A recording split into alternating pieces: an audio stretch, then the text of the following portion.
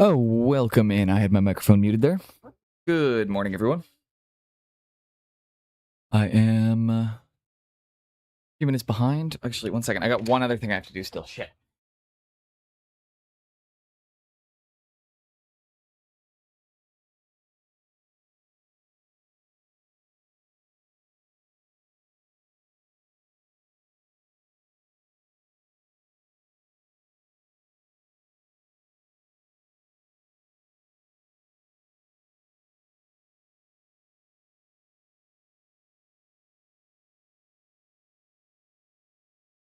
Mimir. Hi, babies.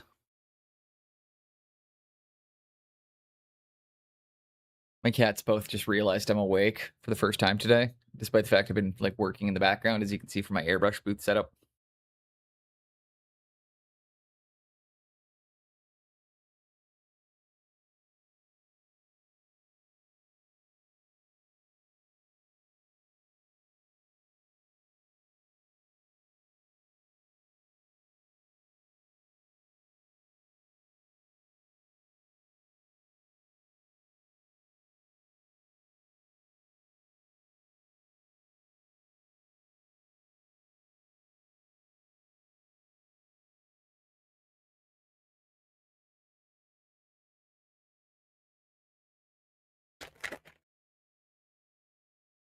Shotgun go booyah.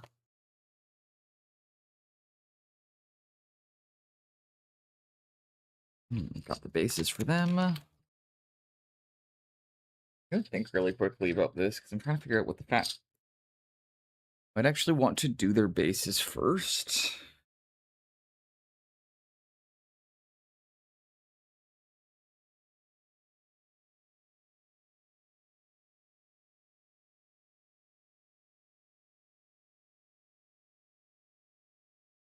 I'm just gonna start by painting up their bases, getting them built.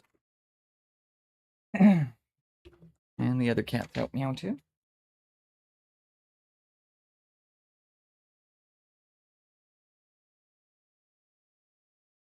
Oh, God, my ribs. Hey, what's up, Stellets? I'm just about to do some quick basing.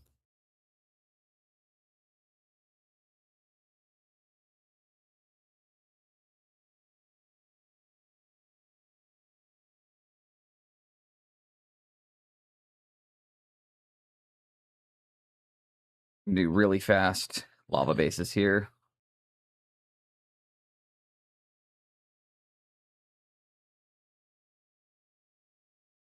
Not even gonna have to use a palette for this. We're just gonna wet paint right on the bases, and with 3 different colors.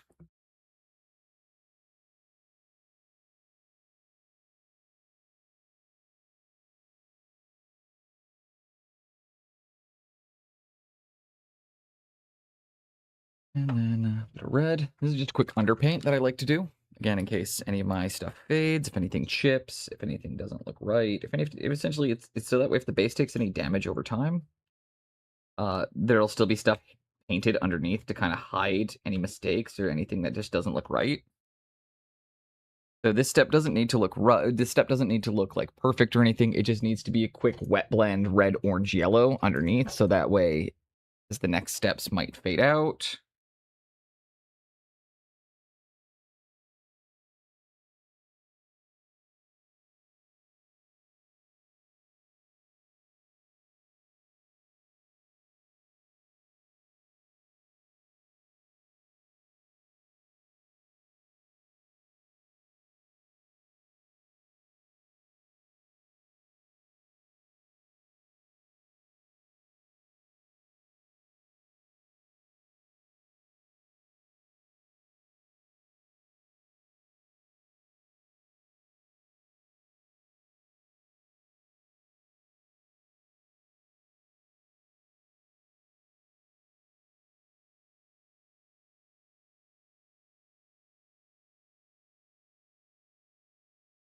And you guys see, we're just going to get some quick, mash some colors together for some ultra fast lava. I'm going to use a little bit more yellow in a few of these, because I'm just that we're getting. So, like, for example, this one over here needs a little more yellow. You need a little more yellow, and I can just get these ones pre-started because the red's pretty powerful.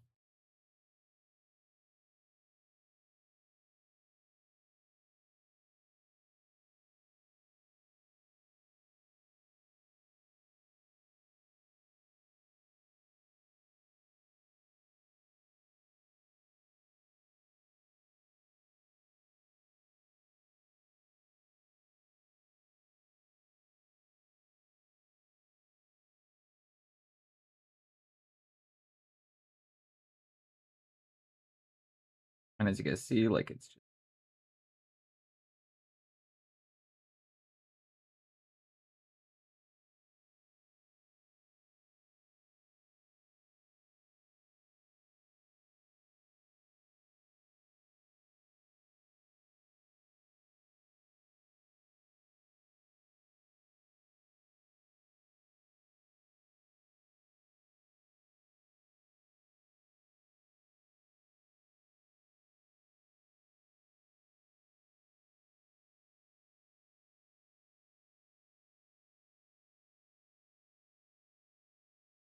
and be right back. No worries. Take all the time you need. We're just starting off nice and easy today. Smashing some colors around.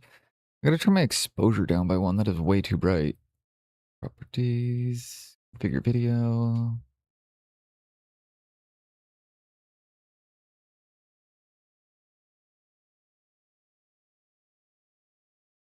That's better.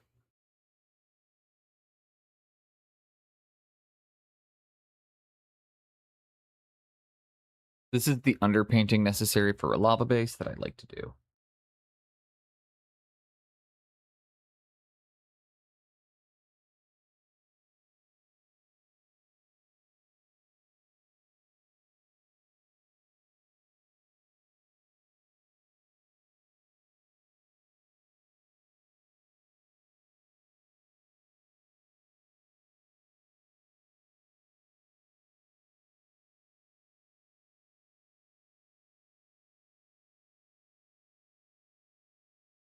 Excellent.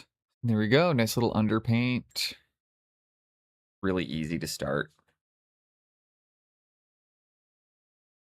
Get those off to the side. That's gonna need a few minutes to dry.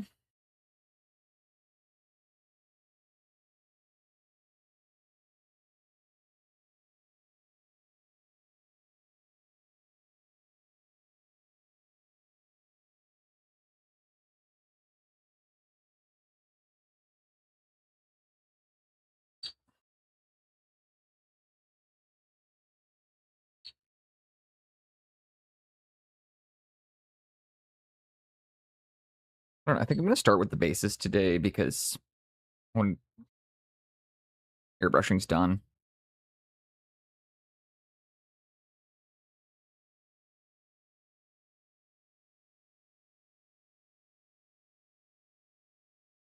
last month. All right.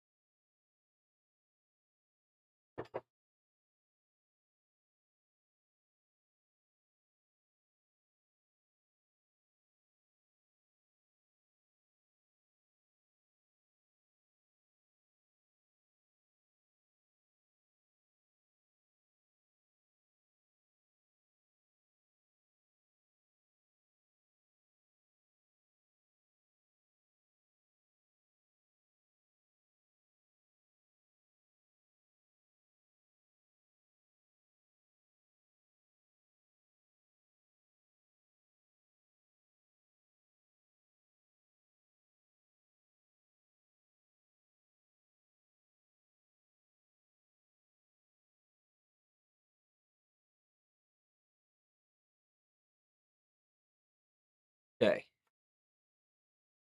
Oh, hell.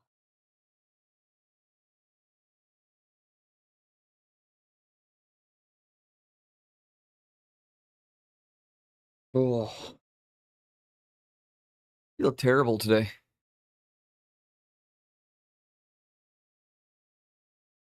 My ribs are something else.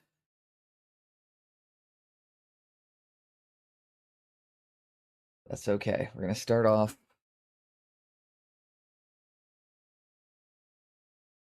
Jade.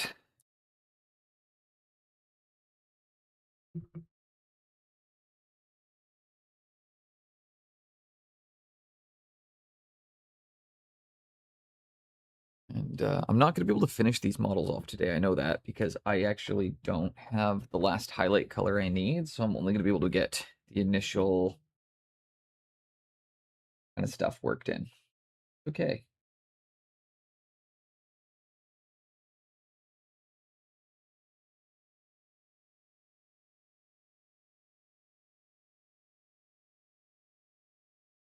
And never get.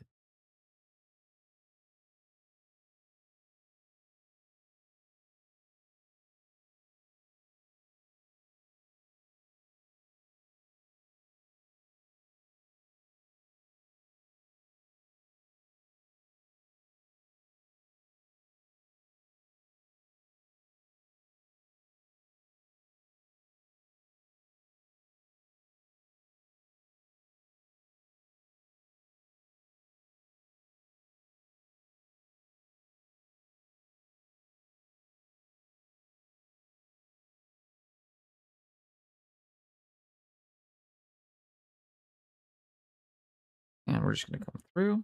We're going to block in the Jade. Go kind of slow and careful. Make sure you keep it off the rose-colored armor.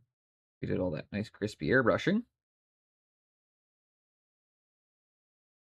Gotta be perfect. Practice perfection.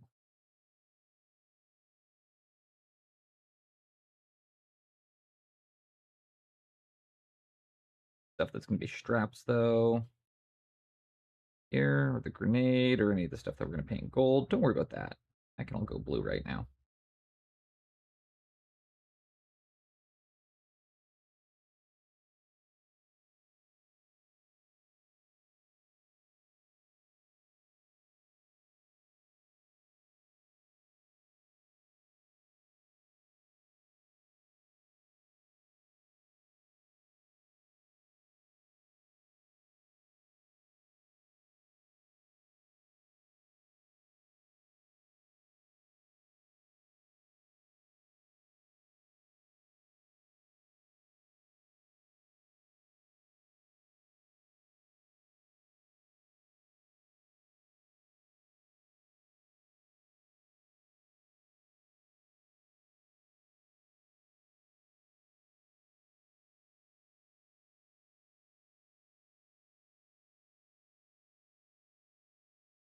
And there we go. Nice little color blocking to start us out.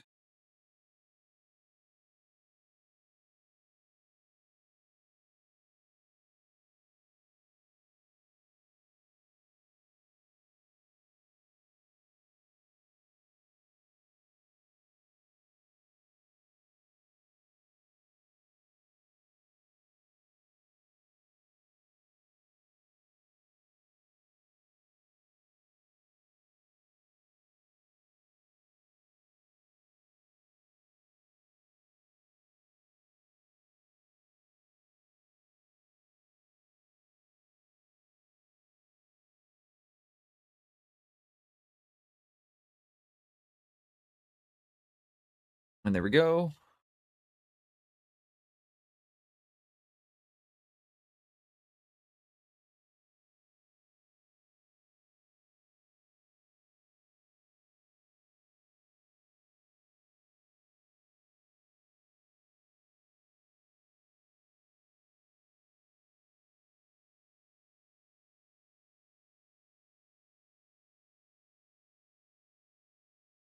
There we go.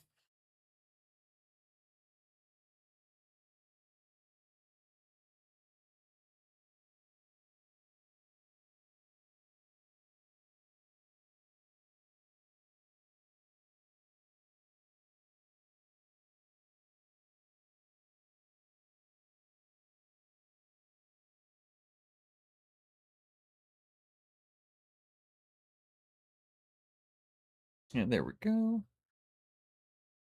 First round of cloth painted in. gonna be a really chill day today. I'm gonna paint some Sisters of Battle. We're gonna hang out. And then I've got my painting lesson this afternoon. Gotta confirm what time is that is at. I think it's 2 o'clock. I gotta be done for today.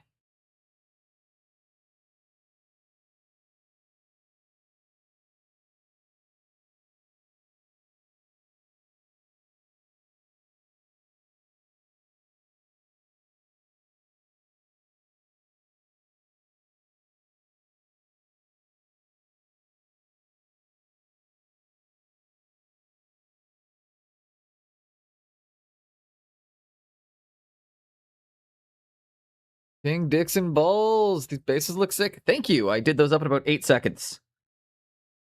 That is essentially the pre-paint job for how I start lava. Because you can't rely on the light fastedness of anything that uses fluo as well. Because these are gaming pieces, I know they're going to be handled. So I can't trust that people won't chip them, break them, or do anything. So I like to do a very quick red, yellow, orange wet blend underneath the base, just so that way I have a nice color established. So any damage that the model might take through gameplay, if the paints fade, whatever happens, you'll still have that nice underpainted lava effect. So that way it'll always kind of look decent. How to move home? How to move home? I can't do that. You got to have parents to be allowed to do that.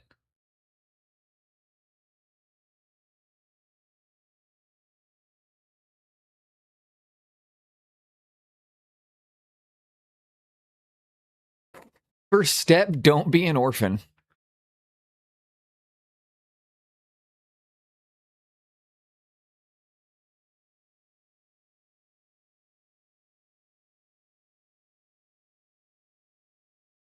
Welcome in, Helgret.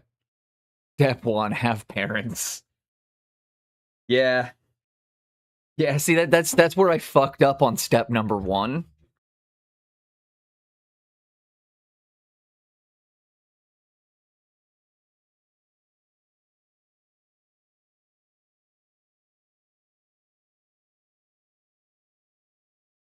Welcome in, Jinxie. How you doing today?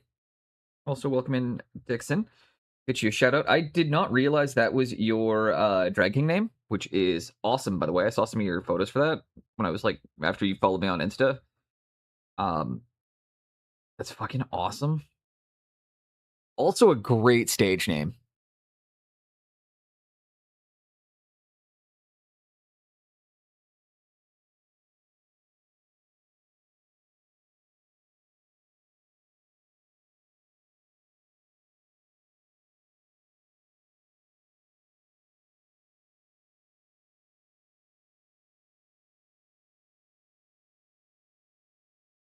Been a long time since you've done real drag. Same.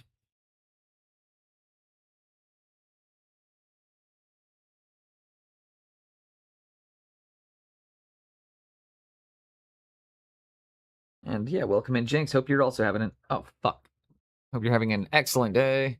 So my father-in-law's birth last name for it. He was born Balls, but drops the S at 18 for obvious reasons. Yeah, I actually knew somebody with the last name Balls, and they, for the exact same reason, they went by Ball.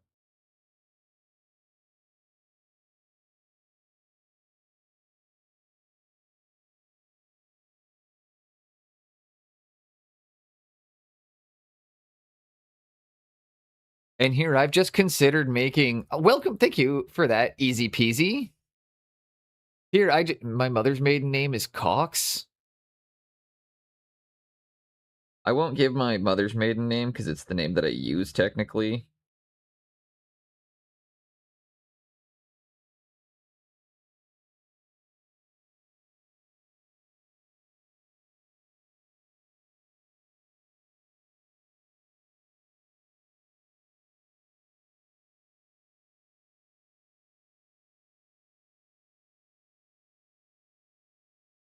Although I'm most likely just gonna end up, like I've been talking about it, and when my wife and I get married, like actually get married, I'm also just gonna be applying for legal name change, and I will legally just be boneless. I don't know if I'm gonna go. I don't know if I'm gonna go with literally just like Prince and just have one single name. I might do it that way where I don't have a last name. But I'm probably like my wife and I've agreed when I get married, I'm probably just legally changing my name to Boneless. It's what I've always go. It's what I go by. It's my preferred name. What my friends call me,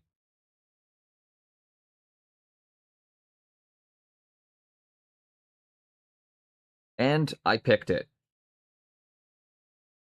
Not actually, but it's like I get. It's of choice. Okay, thank you for that again for the gifted subs. Easy peasy. Hope you're having an excellent day so far.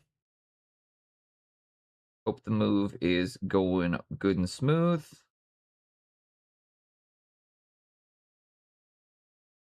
Also, on the topic we were talking yesterday about like Sisters List, Mordenval definitely would be a really good addition. Did not realize that like she is essentially like Mordenval in a squad of Paragon suits is pretty much your anti-tank.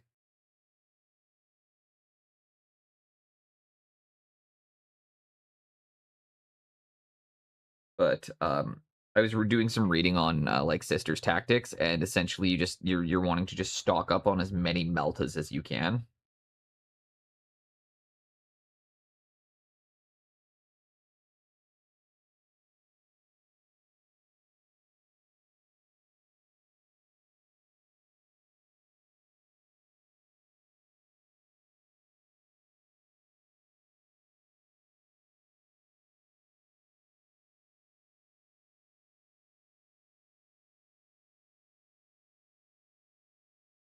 I know many iterations all involve the use of Grat.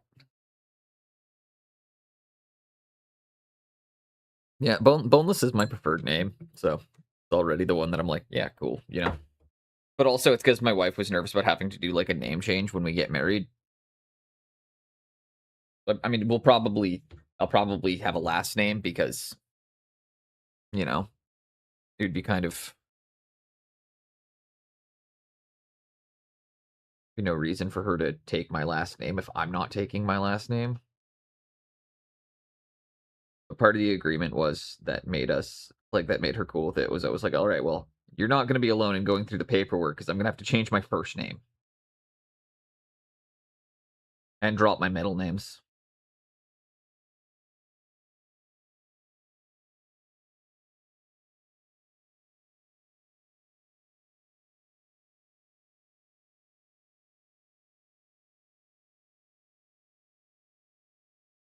Fun fact though, my new initials would be big. BIG.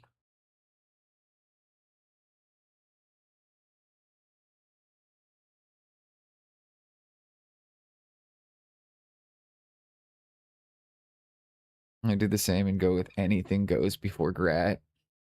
Name changes are a pain in the ass. Honestly, it's so much work telling all the important people about the name change as much as it takes to change the name.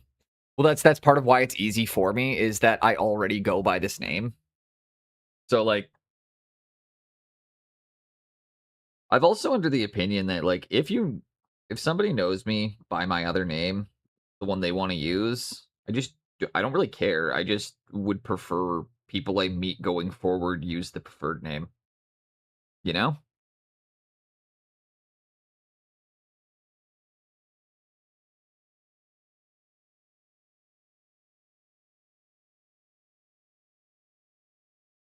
Like name changes are a fucking hassle.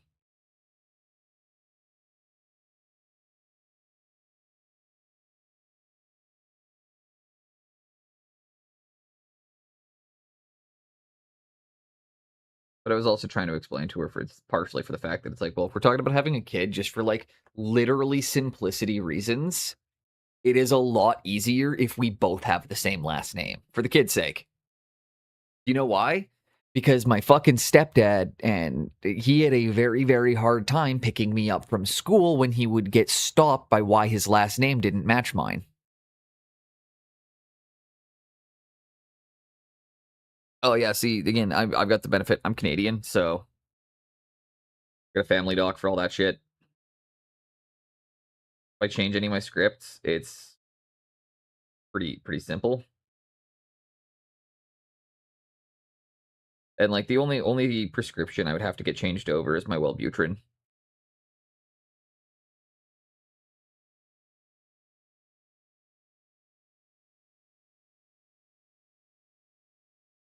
Would have to get my Wellbutrin switch. Oh, you're Canadian too? Hell yeah.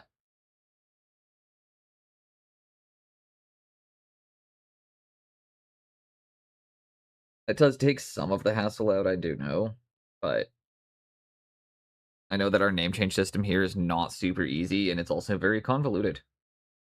Typically, the reason it's as hard as it is, to my knowledge, and what everybody has talked about with me, Dixon, is that usually the issue they run into is they can only get like one piece of it's you get the first piece of ID, and then it's getting everything after your new birth certificate that is hard because you're trying to be like,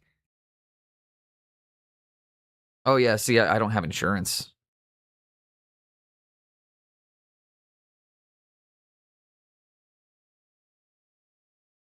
I'm an independent artist. Pretty much everything is in my wife's name.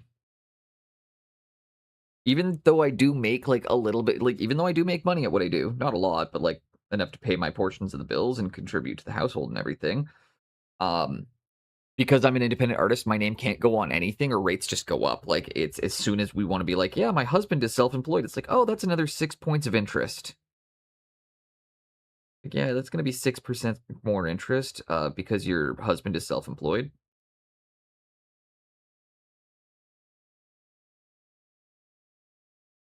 You know, she buys a car, she gets prime rates. We want to buy me a car. I gotta buy it cash. Got your new driver's health and now it's passport.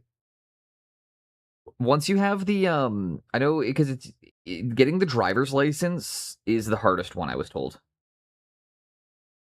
Once you have the once you have a driver's license and a healthcare, or like once you have a driver's license and a fuck. Once you have the driver's license and the birth certificate, it's a lot easier, but then the problem also comes into the fact that because we don't reissue SINs, the other issue now is trying to get your SIN number fucking adjusted properly. Because you can't get a new SIN card, so you have to make sure that your SIN number gets correctly adjusted to reflect your name. I know. And it's entirely because we don't do the reissues anymore. If we allowed people to reissue them, or if we allowed a card to reissue still, it would save so much hassle on that, because then we could be, okay, well, we are going to issue you a new card with the new name on it. Instead of trying to repeatedly call into Service Canada being like, hey, I just waited on hold for 4 hours only for the last agent to tell me they did it to not do it. You guys going to do it this time? And then they tell you they did it, and then they hang up on you. That, or they send you through the never-ending authentication loop. So that's for anybody that's not Canadian, there's a thing at the CRA called the never-ending authentication loop, where they will send you to get a number that you can't get without a different number, but it's a circle. You need to get a certain line from your taxes, but to get that number, you need to provide them a 4-digit code. But to get the 4-digit code, you need to give them that line from your taxes. But to give them that line from your taxes, you need to give them the 4-digit code. But to give them the 4-digit code, you need to give them that line from your taxes, and only they have the numbers. So if you fuck up and you lose any of those, and also, or my favorite is just every like 8 months or so, they just fucking drop the ball and, oh, your passwords got reset and we have to issue you a new mail out code. However, the code got lost in the mail.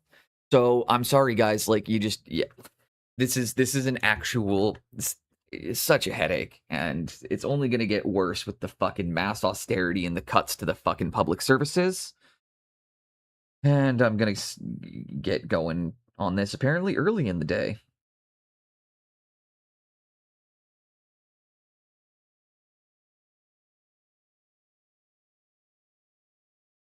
It's like, what are our choices right now? We've got a Nazi, an investment banker, and a Nepo baby. And like, it's bad when the Nepo baby is my choice. What's up? What's up? What the fuck's up, titties? Those are our choices for leader of the country. We can have an investment banker, a Nazi, or a Nepo baby. Woo!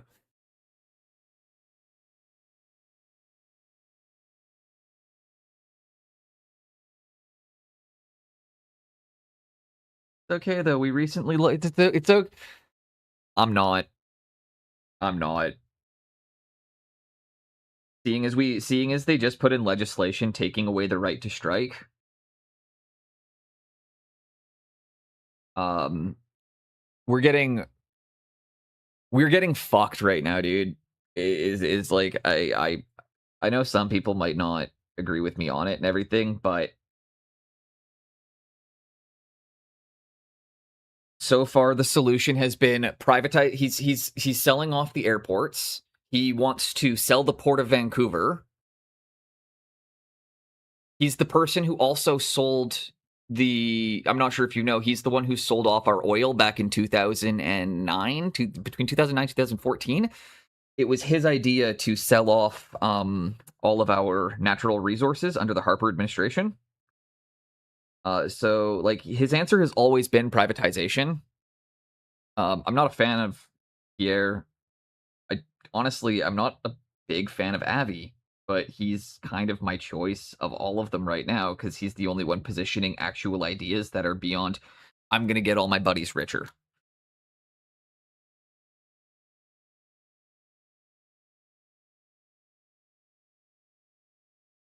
I mean, you're being from Ontario. I don't think you know that Mayor Gregor Robertson was involved in billions of dollars of money laundering in BC, right? Um, Under Mayor Gregor Robertson, it was estimated up to $1 trillion was laundered through Vancouver real estate. Oh, you were born in Calgary? Okay, see, I'm from Vancouver. And like so I've been in the epicenter of like all of the spiraling that so Vancouver's about 20 years ahead of where the rest of the country is in terms of like how bad it gets. At least that's been what I've seen. That's been what I've seen. Maybe not 20, I'd say maybe 10 years at this point, because the rest of the country's catching up at a rapid rate. But the problems that we've been facing in Vancouver have essentially been pretty well known since about 2008, 2009, really since the financial crisis, which then has slowly bled across the rest of the country, being kind of coming to its fruition in 2020 during COVID. Um, and I apologize to anyone. We're getting into boneless dinner table conversations again, but it's important that we talk about these things. And I thought Vancouver only just got electricity. Vancouver is a no. Vancouver is a fucking. It's a metro. It's one of the biggest cities in the world. Like it is a capital investment hub of the world in Should've heard your comparison mom to last New night. York, She sounded LA, like a window Singapore, closing on a Paris, or talking fucking East cat's Milan. tail. Sounded like Is my internet being no? My it's me. I'm dropping.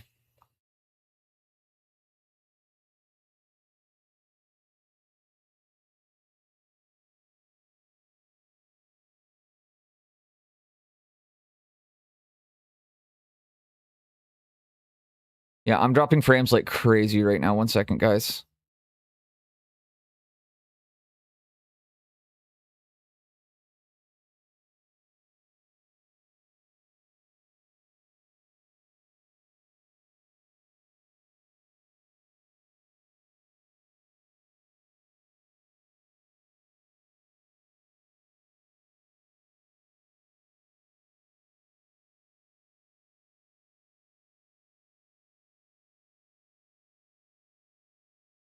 Okay, it's telling me that my driver's just uninstalled. Cool.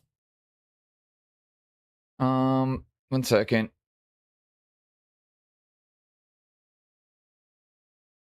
That is. What's up, Pascal?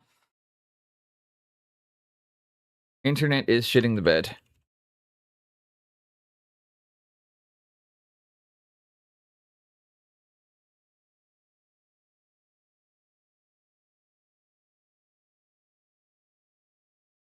I'm trying to deal with this, guys. Just give me one moment.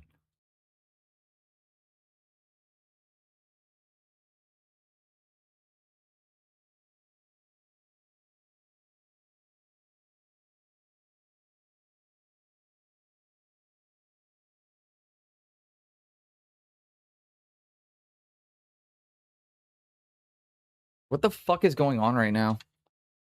No reason.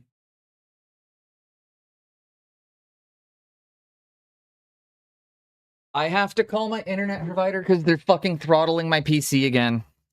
No, it's TELUS does. So if anybody lives in Western Canada or has lived in Western Canada, TELUS will throttle anybody who uses over a certain amount of data to just essentially shut their. They will periodically just flicker the internet so you can't use it, unless you pay them money. So I have to call them and tell them that this is happening in front of an audience of people, and then threaten them with contacting the CRTC, or this is going to keep happening all day long.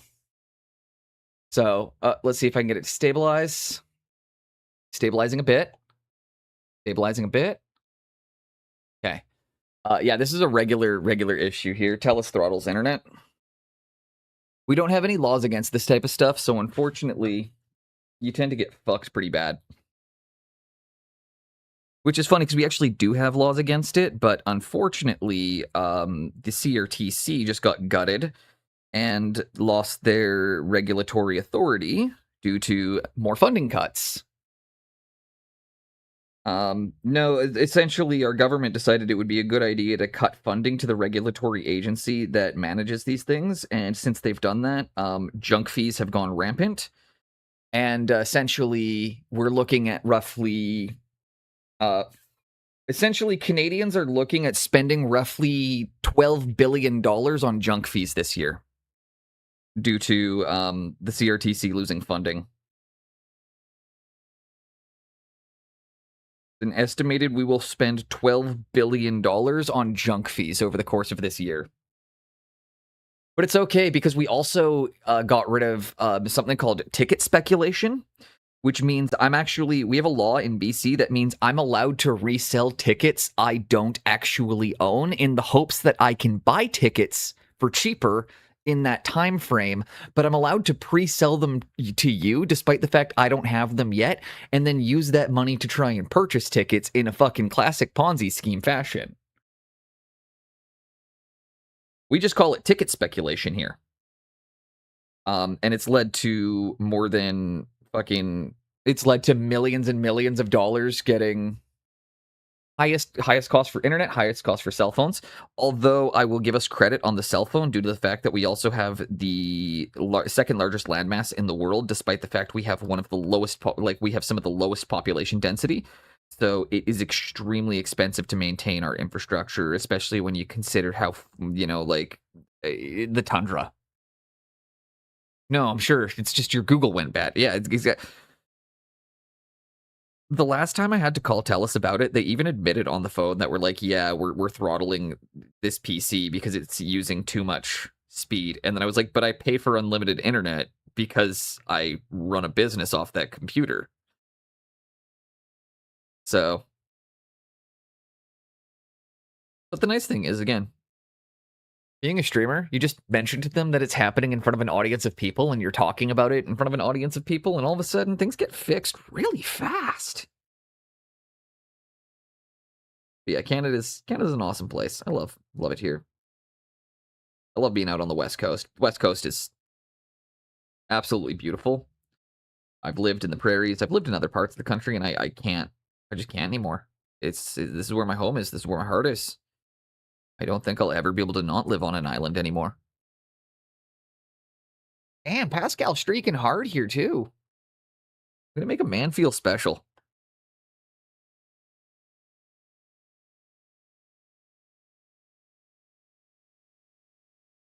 We got just kind of using some jade, slapping in some quick base coats.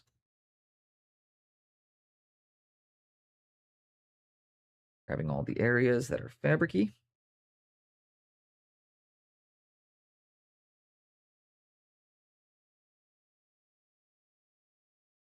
Give your balls a tug, you tit fucker.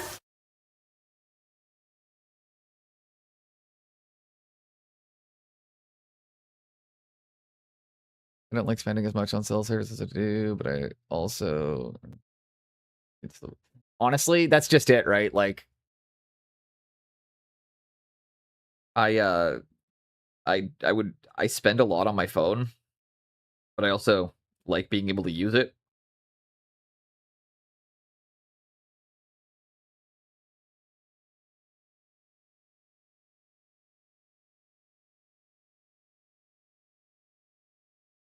And I also want to say again, like, while I point out there's things that I don't like, that there are lots of things going wrong, maybe that Canada does have its issues. I do it because I love my country. I love living here, and I want to see things get better, not because I'm trying to shit on it. I always want to be super clear about that because I know we occasionally will get people that think it's like, oh yeah, even the Canadians don't like Canada. No, wrong. I fucking love Canada. That's why I'm critical of it. You should be critical of the things that you love because you don't want them to fail. You want them to continually grow and become better.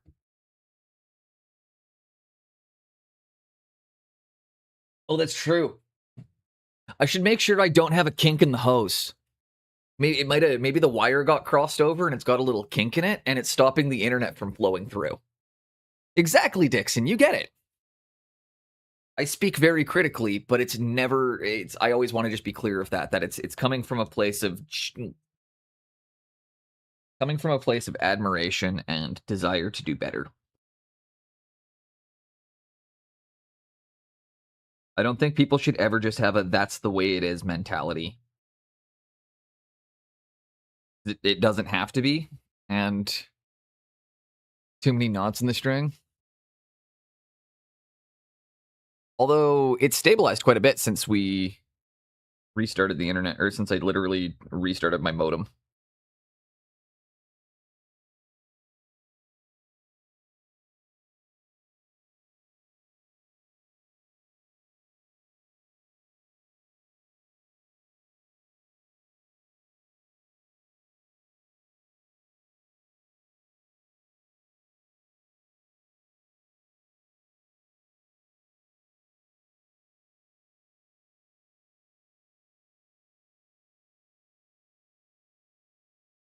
Exactly. I'm critical because I know the potential of greatness.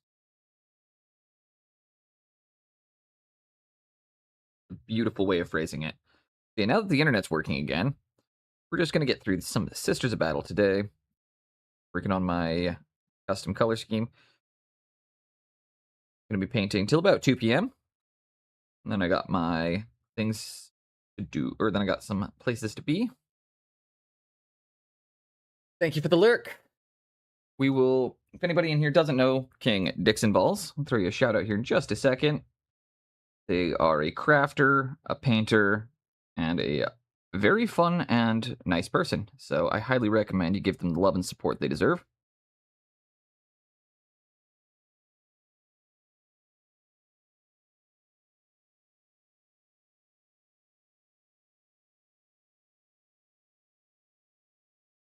Even shake the PC. I'll start with a small little model for charity. Oh, Kaz is doing a giveaway stream or doing a charity thing today. That is good to know because we will make sure we raid into Kaz today. Because I'm actually shutting down a little early because I've got lessons later. I've got a lesson later, so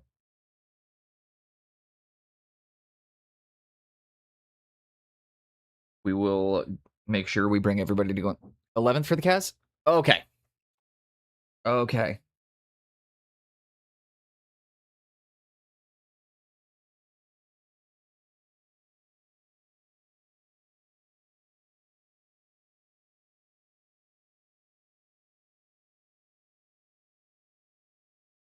I want to do another giveaway stream soon, but I want to make sure that I do one that's like for people who've been here for a while. I'm trying to figure out how to make sure that like it doesn't end up finding like getting like brought up by scraper by like the bot scrapers or the people just trying to win prizes and then never coming back. Because we get some of those. Everyone knows when you do a giveaway, you'll have people that'll pop in, follow you, and then just, hang out the one stream and then never come back.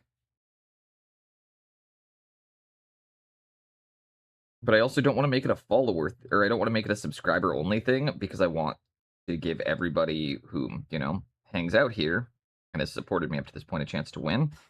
But I mean, when I hit my next big like follower goal, I want to do a giveaway for a night, and I'd like to do it as a painted night,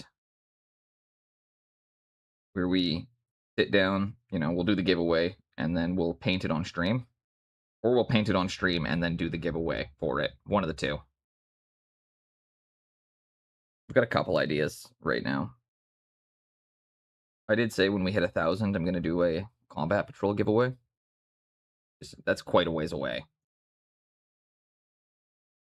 That was agreed that it's a charity stream, so one needs to give to charity. Well, that's fair.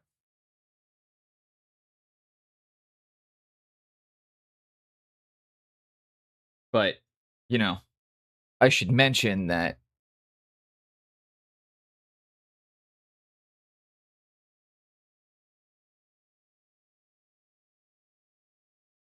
I completely forgot what I was about to say. Oh, that's right. I was going to make a joke about charity being a stripper's name.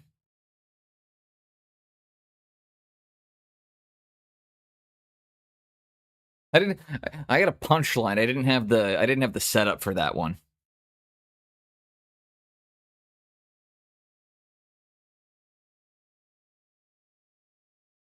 You guys know how that works when the joke forms in reverse. You're like, boom, got a punchline. Now I just got to set that punchline up somehow.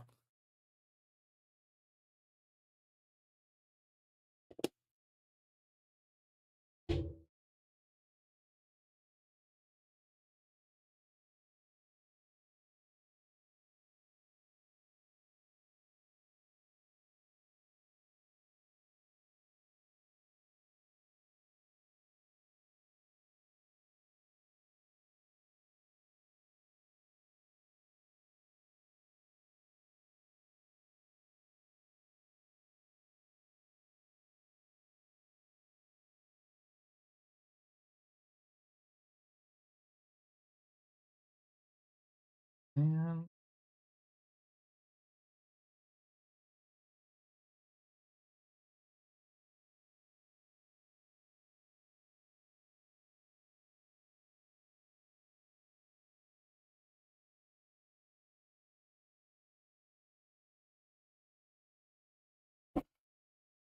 But yeah, so I will definitely be pop in for that. What are you painting up for it? Also, I saw the model from your class, Pascal,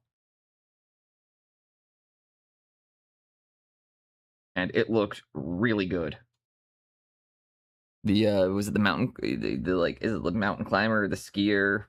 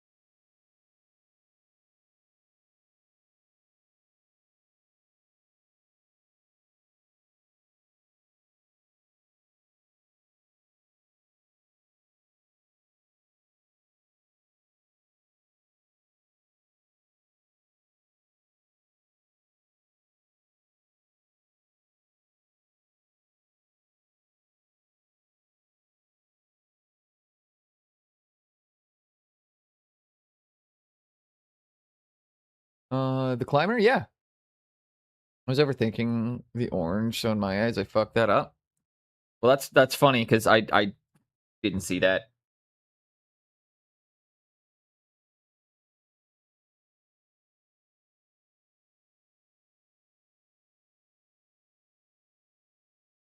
I mean, you're also taking a master's level class at that point, so I don't actually have the capacity to identify them. Like at that level, I really do not have the ability to identify the mistakes anymore.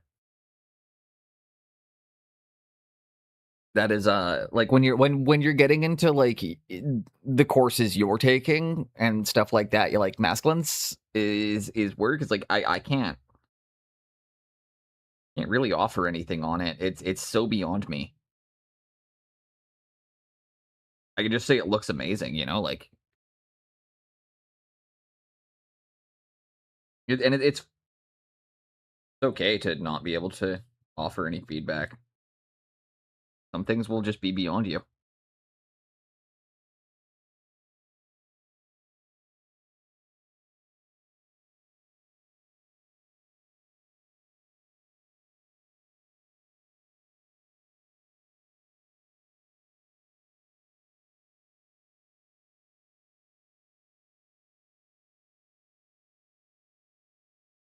I that looked like a really great course though, because like it showed that like it. I think the reason I liked that piece as much as I did from you, Pascal, is because it didn't look like your work. It didn't have that like signature Pascal style to it, and that was really cool. It was very different than your usual work. No worries. Thank you, Marquis. Like, it just very different than, your usual work. It seemed kind of outside your normal color palette. Um, it was really cool. Encouraged to give me his feedback on a nuanced level and concept. There were beginners that could track along too. That's a sign of a good teacher. When you have people of all skill levels able to keep up and learn and take things away from it, that is a sign of an incredible teacher.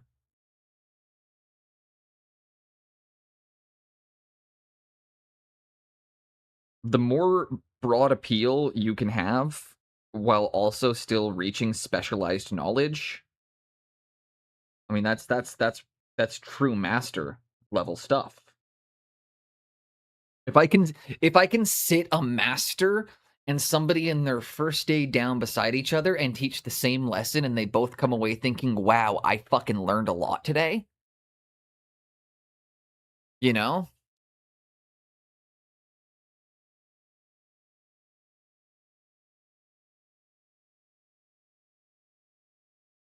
So, one thing that's interesting to me is that, like, you're getting the told you gotta put more like, he's telling you to work more tiny little details into your pieces, right? And, like, that's scary to me because like, I'm very much, like, impressionism style myself, like, I like to let the color do the work for me.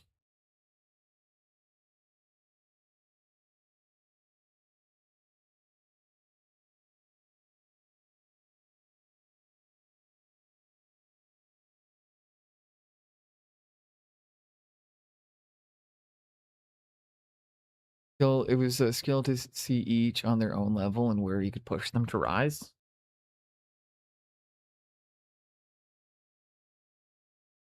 That's the best way of doing it. Everybody should it's what I say, everybody gets judged on their skill level.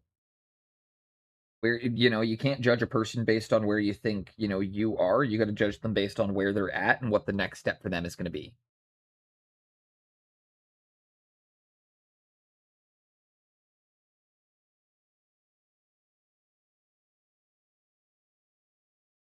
That's why I always tell people that it's exactly why I was like, there's the level of it's not per se the painting the detail, but the color nuances on so many levels. Interesting.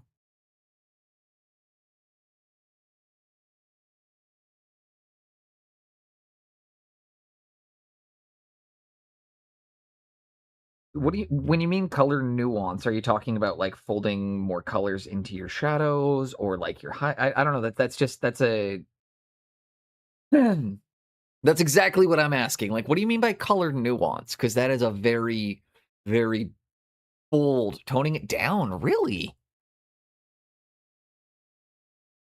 Oh, okay, interesting. So, certain elements, you need to go a bit softer, certain elements, you need to go a bit more intense, sometimes okay, and then color placements, so make using a new color next to something existing. Yeah.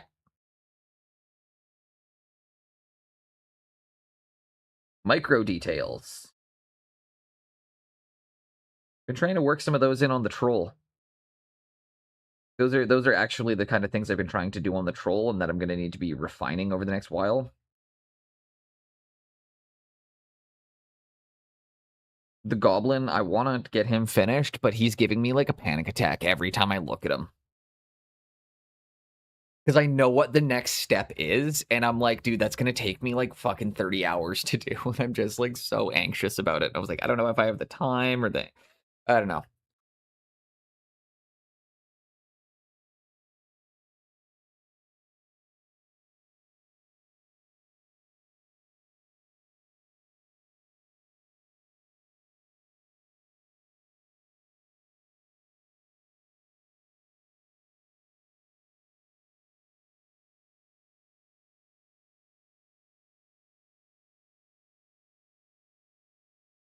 Did feedback on my Dragon Girl, said it was already a great job, but I like paint over pictures, so I liked yeah.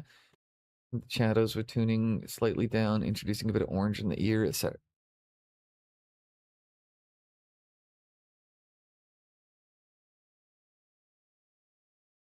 Okay, that makes a lot of sense.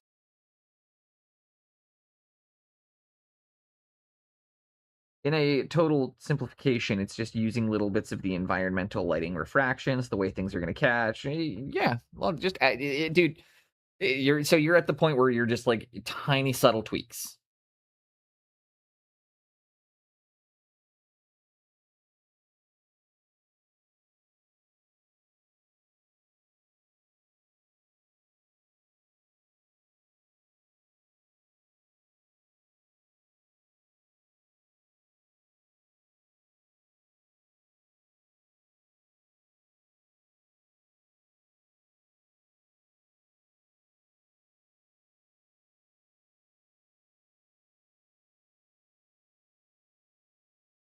I don't know. As I've always said, Pascal, I'm enamored by your artwork and your understanding of color and lighting. So I think it's really cool that you're still trying to be a student.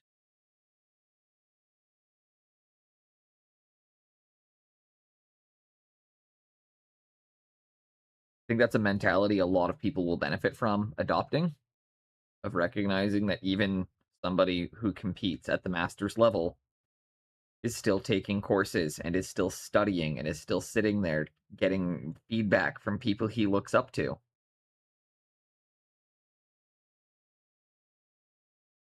Exactly.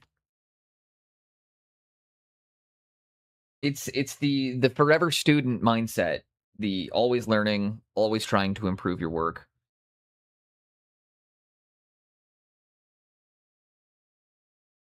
Like even I'm finding myself looking at some of my current I don't know.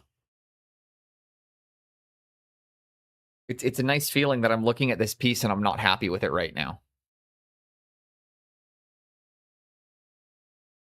Like genuinely, I like the fact that someone recognized my name from the SMC list and asked, "Why are you doing workshops yourself? Why are you here?" How would I know how to teach if I wasn't attending courses? How would I know what I need to work on?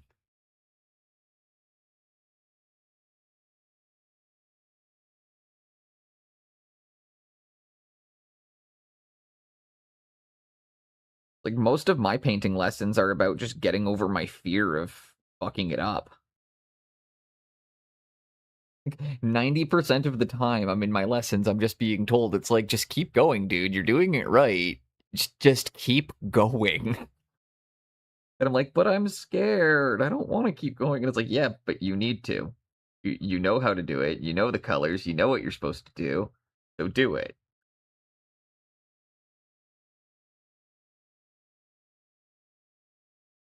But even for things like the Goblin, I've got a couple different people I'm getting information from on it because I know a lot. I know multiple different painters who are really good at different things, and like I don't think anybody's insulted to find out that it's like I've been getting feedback from like 8 or 9 people on that.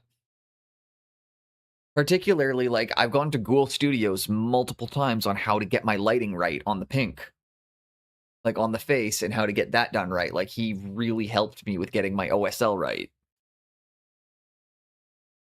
He's really good at OSL.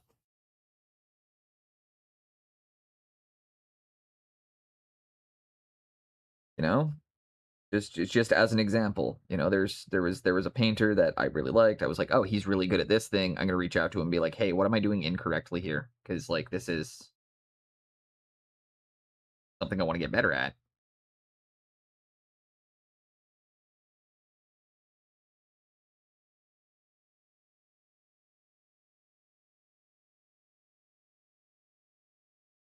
And, like, now I can also pump out some, like, quick, easy OSL stuff that, like, blows a client's mind, and it takes no time whatsoever to do. It's amazing.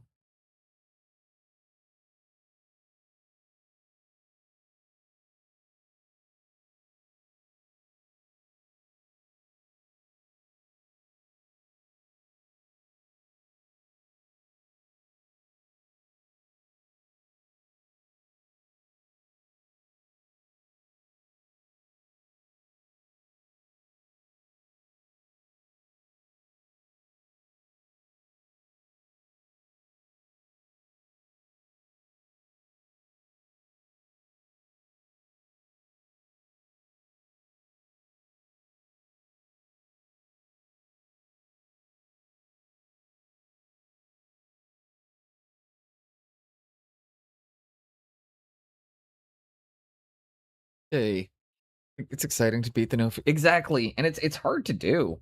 I just it's hard to do when you just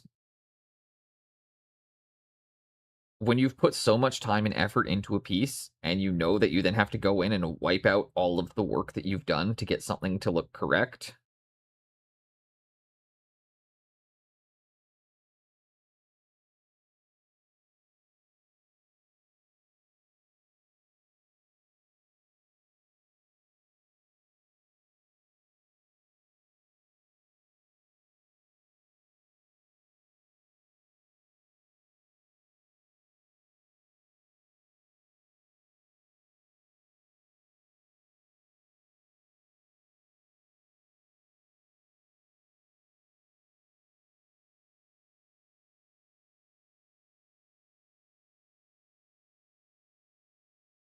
And then, quick ad break.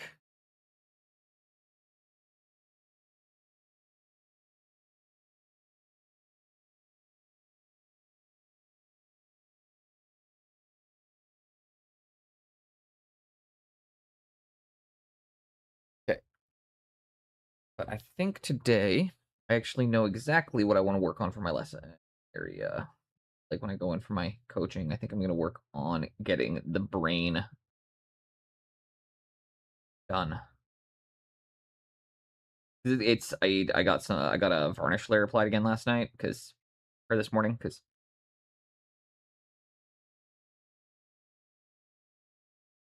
I like to, as I repeatedly say, create save points, as I call them. No video clogs. It was too distracting. I did leave the glow at the bottom. How are you feeling about it? I mean, Tinker Fairy is personally, I think, going to be a model you're going to be remembered for a bit here. I think it's going to be one of note, considering it's the one that got you recognized in public already.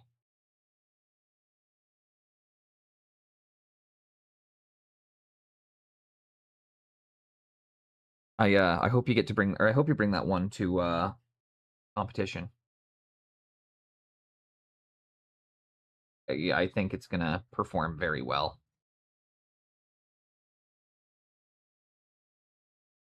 Mostly due to, again, like, just the originality of the idea and the level of, like, care you've gone into with making it into a functioning Bluetooth speaker. It's such a next level cool idea.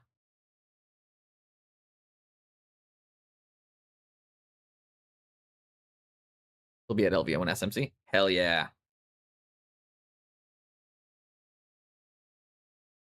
I am excited for both And like I'm looking at them, and without going too far into anything right now, I'm pretty sure you're going to agree with me here when I say like we just got two more. Oh, we only got 2 more sets of blue to do. Hell yeah! But like between the two of them, honestly, which one would you feel is further along? Because I think it's the troll personally. You know, Goblin is it's got a long way to go still. This whole section's still unpainted. Um, we got to get all the texturing in on the linen shirt. We got the burlap looking okay. Don't know if I'm still perfect with the face here, if I need to work a bit of greens into some of the shadows. And then, of course, I need to go through and get all the highlighting done correctly on this. And then I need to redo the OSL on the chest plate. Whereas the troll,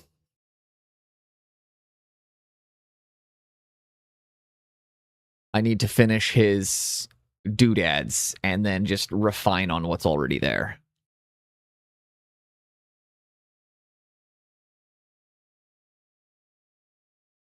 And then work on making sure that my lighting and shadowing is hitting from the correct angles to give everything that nice 3D look. Because most of the details are painted and not sculpted. Exactly, right? Troll is way further along, despite the fact it just... I'm not going to abandon the Goblin for the time being, but like he's on the back burner because I don't know that I can get that done in time. With my commissions and wanting to get a diorama done as well.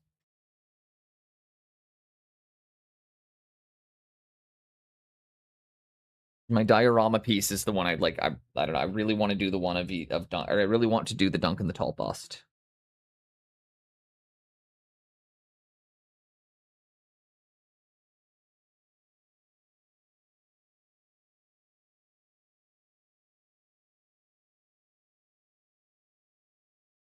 I've also decided when we do Mornval, is it Morvenval? I don't know. Pascal, you did that one. The mommy long legs, fucking leader of the Adeptus Sororitas in the gold suit.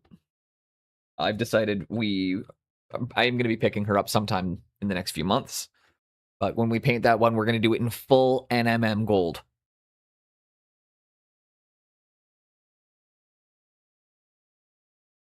I'm going to do it in full NMM to display level painting.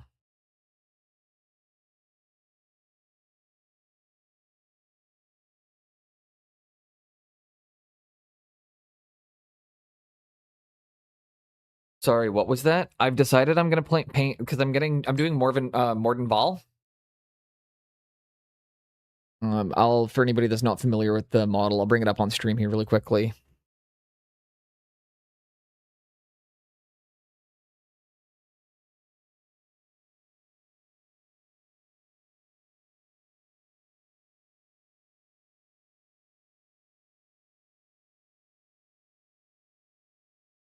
This one. We've made the decision that this model, when I pick this up, we're going to do full NMM. We'll do the red cloth, and I'll do blue on the shoulder pads here to unify my color palette, and everything else going to be done in full NMM.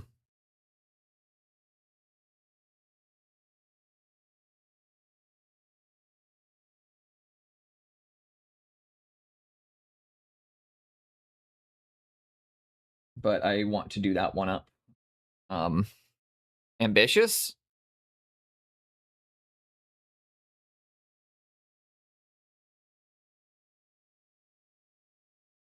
Right? I thought so too. Ambitious, difficult, and a really, really, really good opportunity to learn lighting because of how many weird shapes there are on that.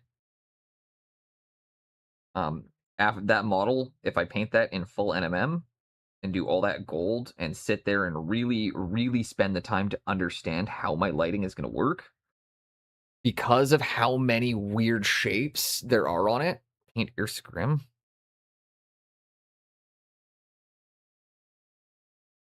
I'm not familiar. Which one is Instagram again?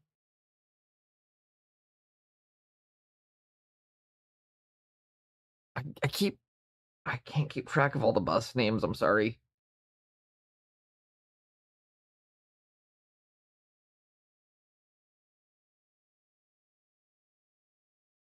But yeah, take on ambitious pro. Exactly. It's the same thing I want to do with the Lord Ketherick, or the new the one that the new Pedro sculpt that I'm gonna be picking up. I want to do that one in like a jet blue black NMM.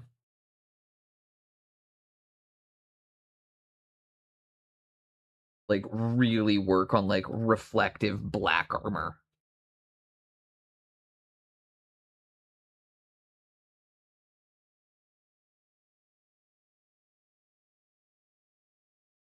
The cool thing with reflective black is you still have to go all the way to pure white.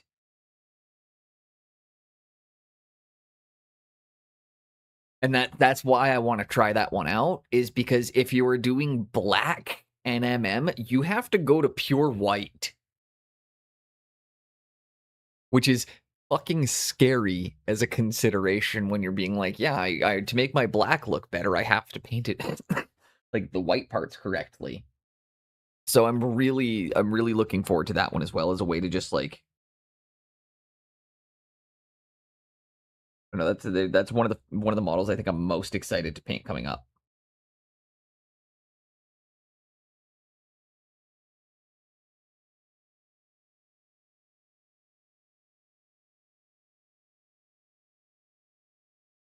But the goblin is, it's weird because I feel like the things I wanted to learn painting it, I feel like I've learned them. Maybe not fully practiced them to the degree that I needed to, but now that I have that understanding, I'm like, all right, I don't want to work on this. I understand what I was trying to do now. And it's like now I'm just like, no, dude, see it through, see it to the finish line. But worst case, I keep hopping around. Every time I jump back and forth, I'm staying committed. At least I'm continuing to work on the two busts, and I got Astaroth finished, right? Like, I don't think Astaroth is competition ready or like competition level, but again, he was a lesson in learning and understanding how to do extremely textured skin and how to paint putrefaction of flesh.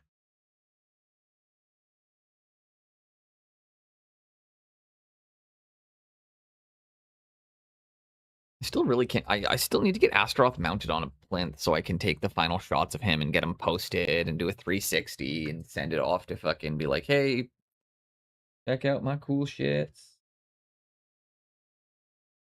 But I gotta mount and finish Astaroth too. That is a really cool idea. I mean, I think that is one of the fun things about painting Warhammer, right? Is that when you paint an army, you do see the progression of your skill. That's actually why I like to tell people as well, don't repaint your models. It's a time capsule. Your army should be a time capsule in your skill.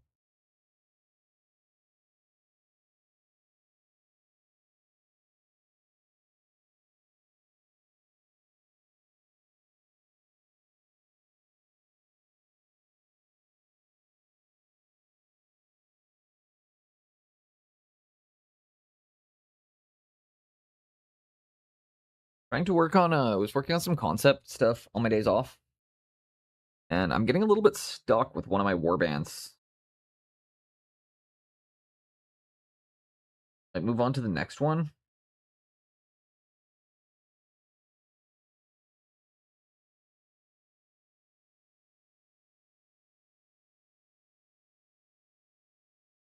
Because I want to do, I don't know, I get this one right, but I have not quite figured out the art direction for them yet. And figuring out my art direction is usually the first thing I need to do. So like knowing where my influences are coming from, where the references are, like what I'm pulling ideas from.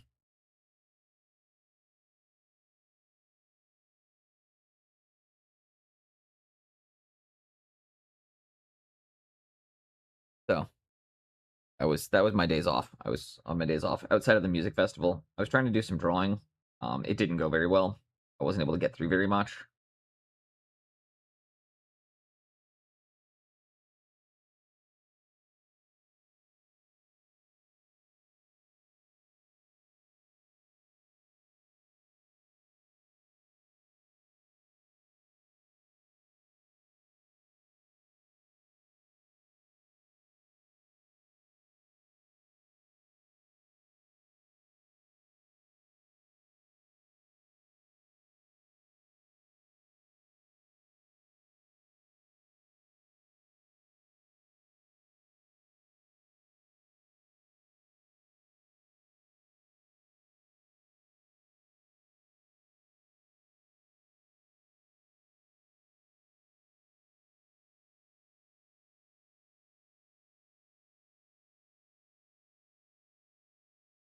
And there we go.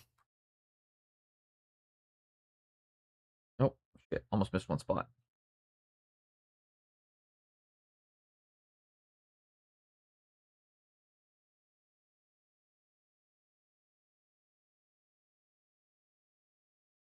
There we go. They've all got their blue area blocked in now. Also, I was realizing I'm not sure that I like the helmets the way they are. So I might go back in at a later point and make an adjustment to my army scheme because I kind of like the concept of giving them white helmets instead. Might be. Oh, fucking hell. Too distracting. Oh, God. Oh, God. That hurts. Owie. Why does breathing hurt? Oh, fucking. Who needs ribs? Anyways.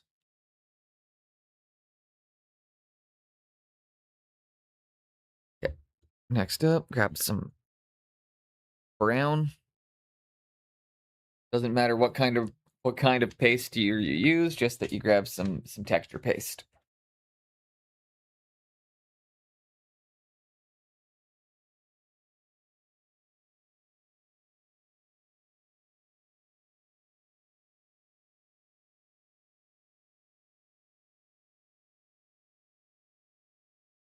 I know why it hurts to breathe. I know exactly why it hurts to breathe. I'm just not going to acknowledge it.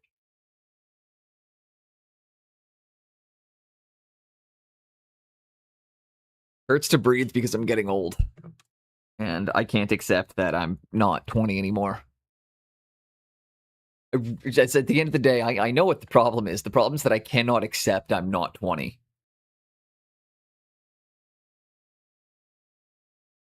And that my body can't take a beating like it used to. No matter how much I pretend I can, and no matter how much I like to think I can, it's just not the reality. So while those blues are drying,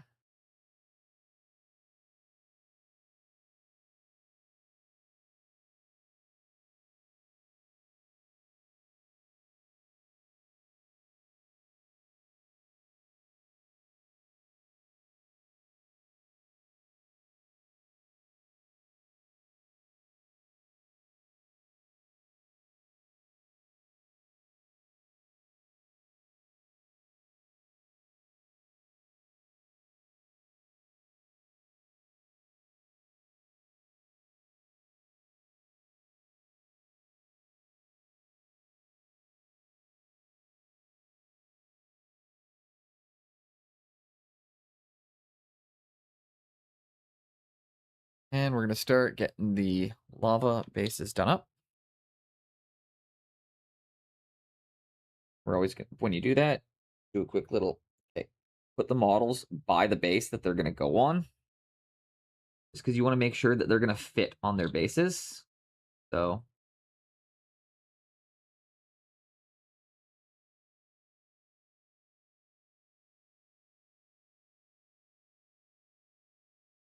it's always good to kind of place the model by the base they're going to go on.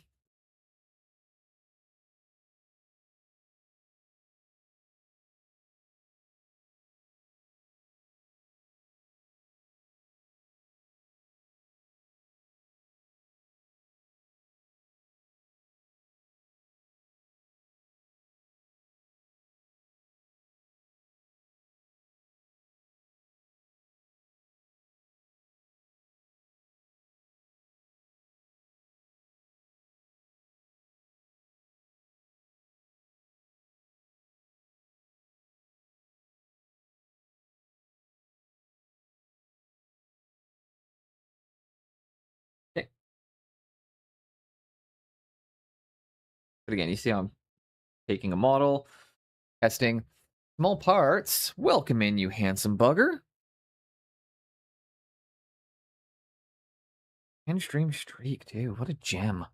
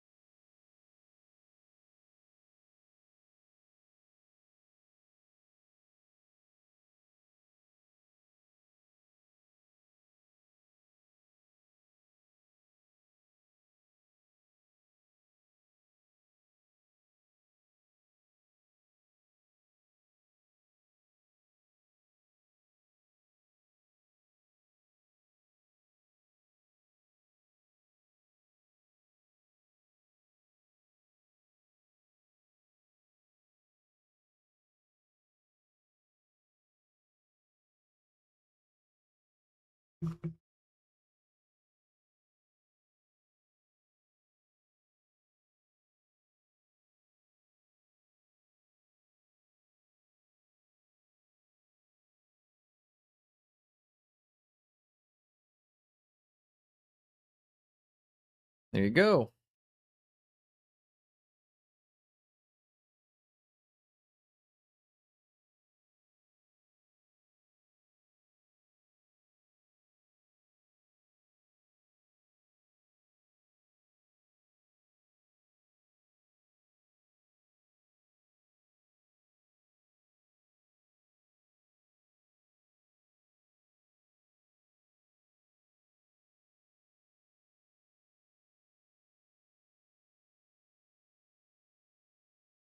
And there we go. It's 3.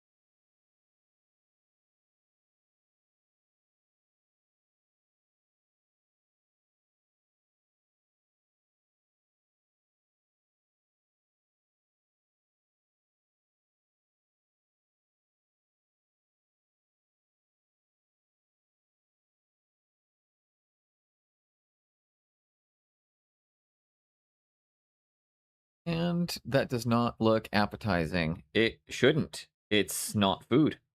And I have no intention of putting this in my mouth. It's not glue. When I put it in my mouth, it's not glue.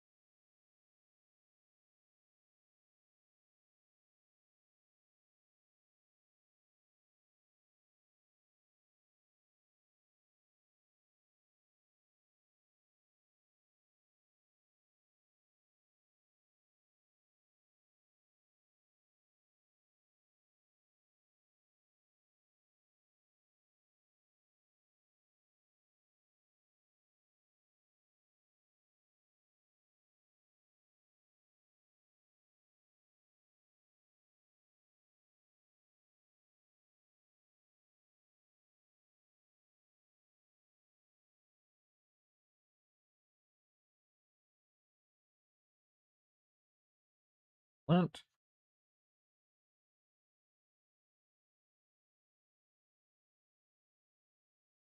Important to get the bases tested out to make sure that everything fits.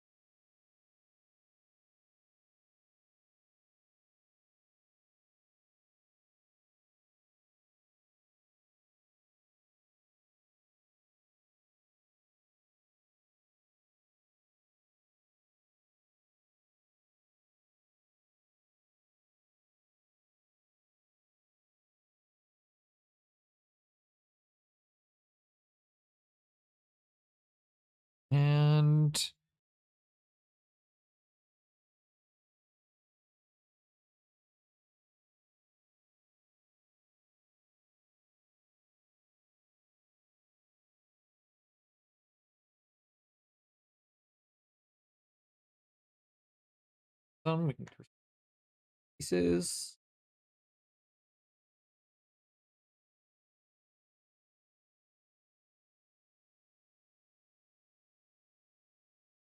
And 4 more to go.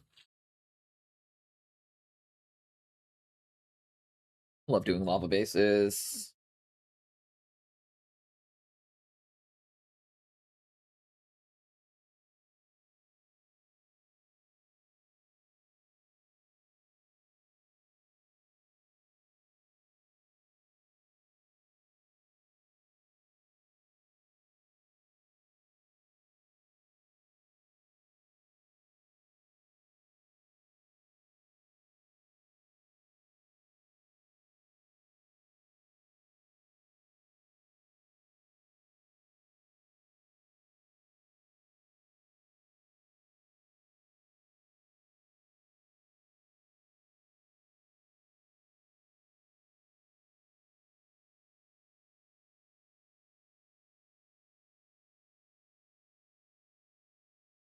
Let that one down. What time is it? It's almost 2, or almost noon. Okay, so we'll be going for about 2 more hours, just so people know. We're shutting it down at 2 o'clock today. I have a thing to do.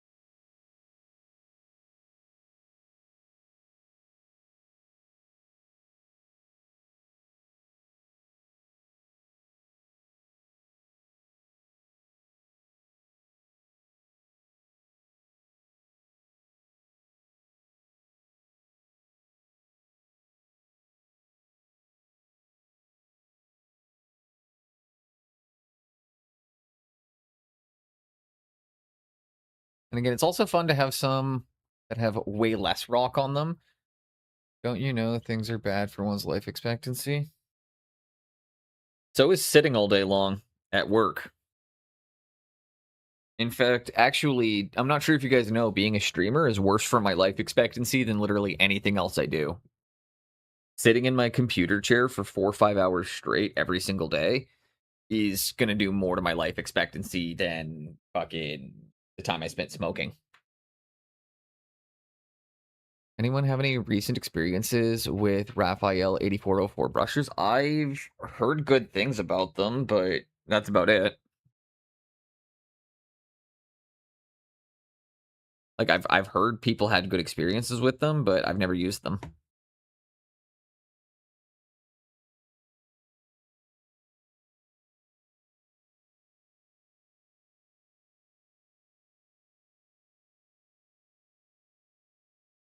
Or do you need brushes? Because again, I can send you a link to the ones I use.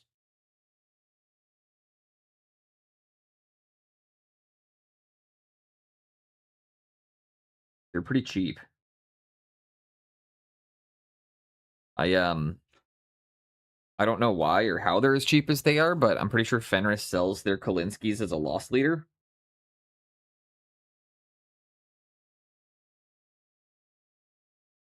Because it's about €6 for a size 1 Kalinsky. And it's made in Canada, so it actually has proper testing. You can't get away with not fucking got pretty strict advertising standards on that stuff.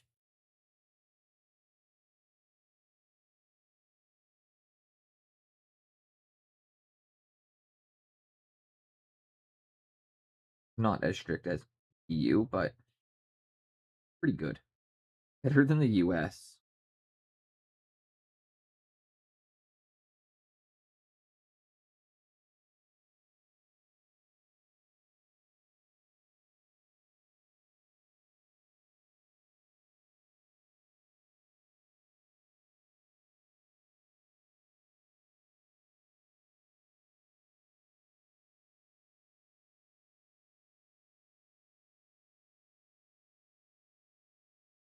There we go.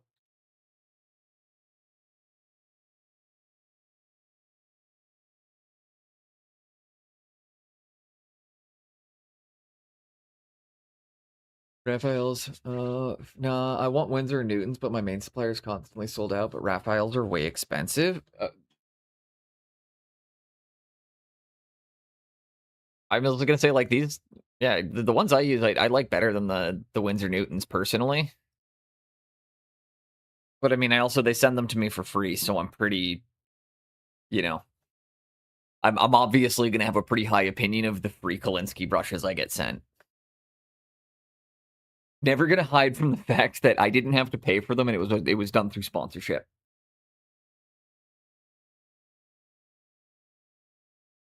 And I don't know if I would still have the same opinion I did of them had I paid for them. That's actually a really, really interesting thing about doing sponsorships, I found, is, what I spent on a product actually very much impacts how I think about it.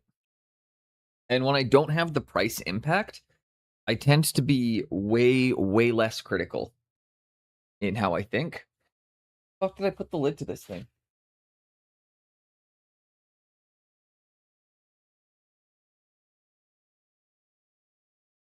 I don't select little sets.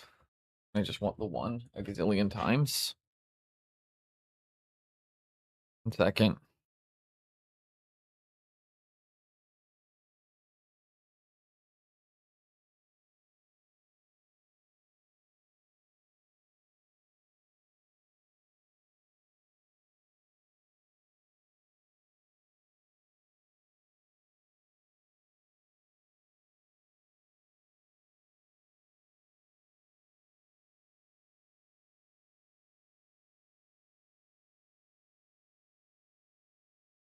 Yeah, those are the ones I use.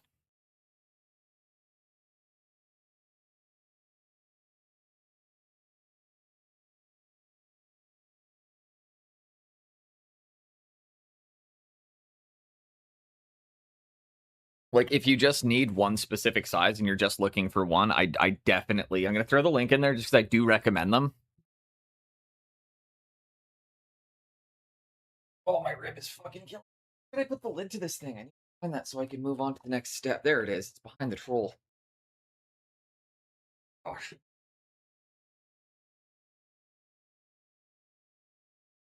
And the prices shown are in Canadian, so like the most worthless currency.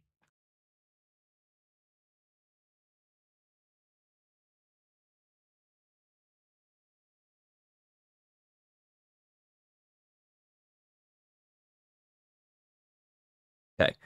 I'm gonna grab my dryer really quickly so I can step. You look like a cut of fuckable meat. Are you?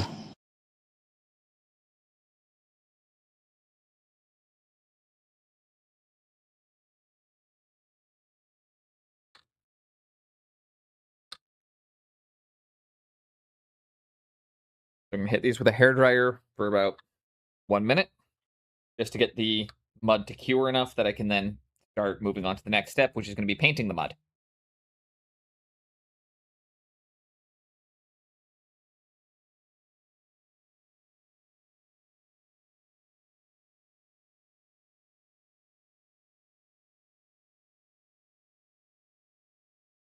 What's up, Dan?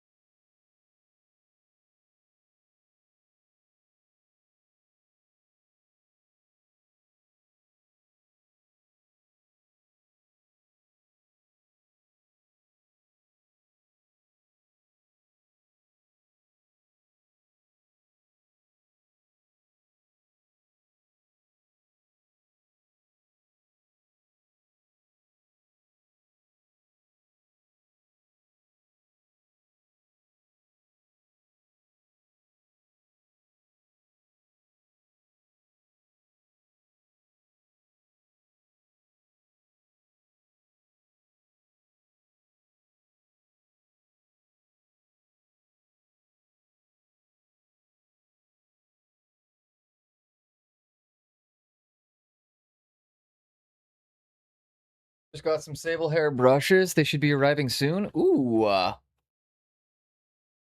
share stream. Best share streamer in the West.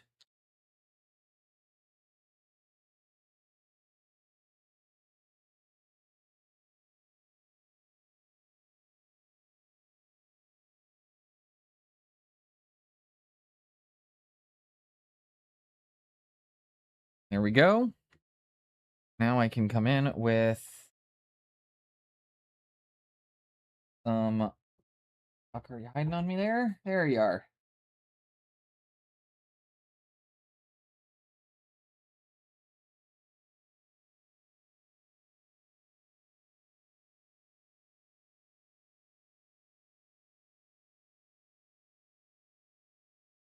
We're going to fold black paint into the mud while it's still a little bit damp.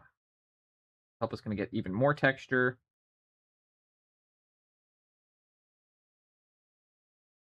Our mud.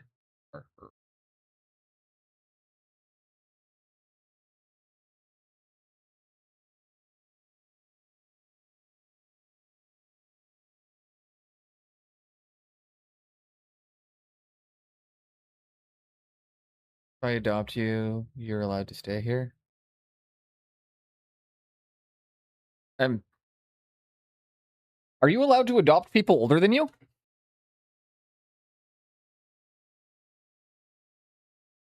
How does that work? Are you allowed to adopt a child that's older than you?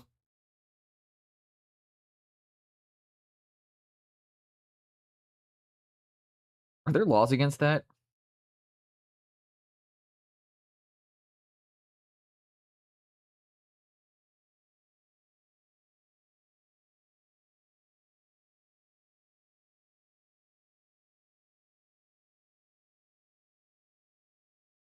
Don't get me...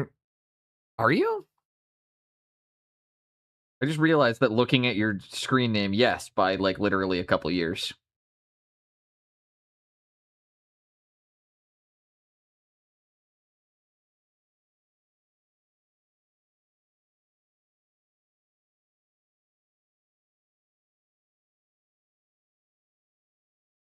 Yes.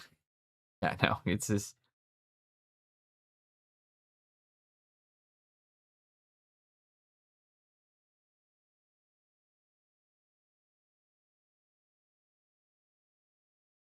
But honestly, don't tempt me, because I would probably... Like, everyone I know who goes to the Netherlands doesn't want to come back.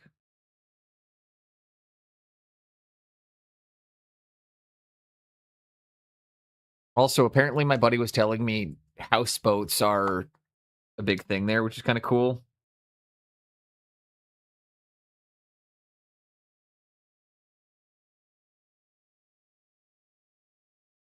But yeah, all my friends have been telling me that apparently that I'm gonna love it there. It's weird because it's like people I've known. It's because of all the stroopwafels. I don't know what those are.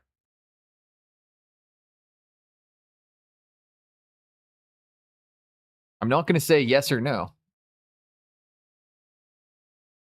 Which is also funny because none of them, like none of my friends that go actually smoke. I'm the only one that's like is a bit of a chronic, but they all loved it there. Like they're all just like, yeah, it's one of the best places I've been. Just the food, the art, the culture, the city, the people.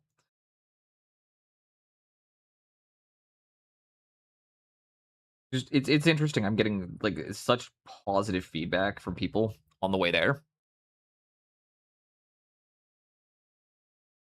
And I don't think it's like overhyping it or anything. It's making me very excited for SMC.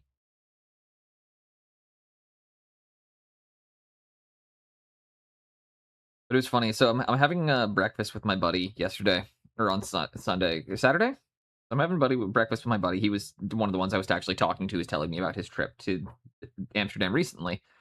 But he's a pretty impressive guy. He's done a lot with his life, and you know, like he's he's not overly privileged, but like he came from a better family than I did.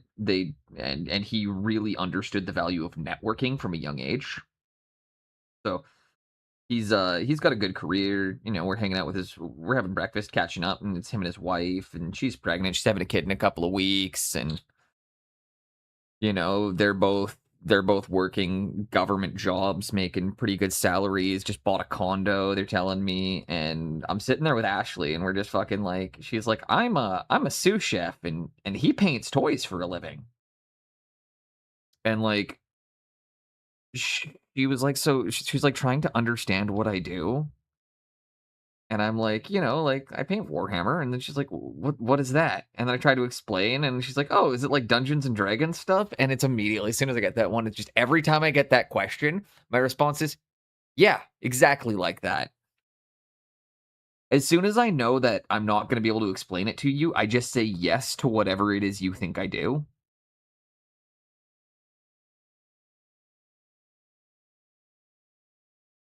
Fun fact, if you don't actually pick up on what I do, I will just tell you yes, so I don't have to keep explaining it. And then, like, I brought up that I was doing Twitch, and my Twitch channel's been doing really well these last few months, and like, my average viewership's pretty high for considering what I do. Like, you know, I think we get perspectives kind of skewed when we see the top streamers on the platform, and then you guys don't realize that Boneless is in the top 1% on Twitch.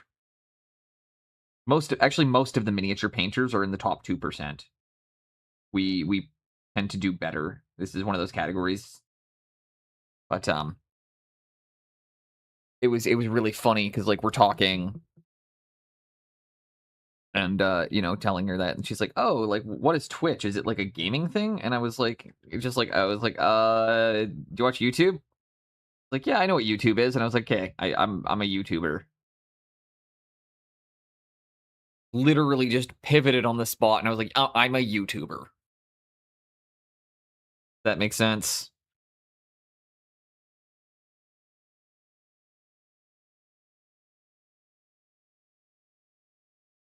But I don't know. Does anybody else in here, like, who does, like, I guess if anybody else in here has done full-time content creation, you'll realize when you talk to your friends that are kind of grown-ups and, like, doing, like, real jobs and stuff like that. Not that I don't have a real job, just that their jobs are much more significant to the overall functioning of the country. And then I'm sitting here being like, I paint toys. And I try to make people laugh. And don't get me wrong, I think laughter is very important, and I think art and culture is very important. But I also recognize that what I do is, in the grand scheme of things, less meaningful. And I'm okay with that because it makes me happy. But it was one of those moments, like hanging out with my friend, where I was like, wow, I was really feeling it then. Because it was just like, they're relatively in my, like, they're in the same age group as me. So for her to not know what, like, Twitch was made me feel weird and old. Or, like, made me feel like just weird, you know? This is the only way of describing it. Like, I felt weird.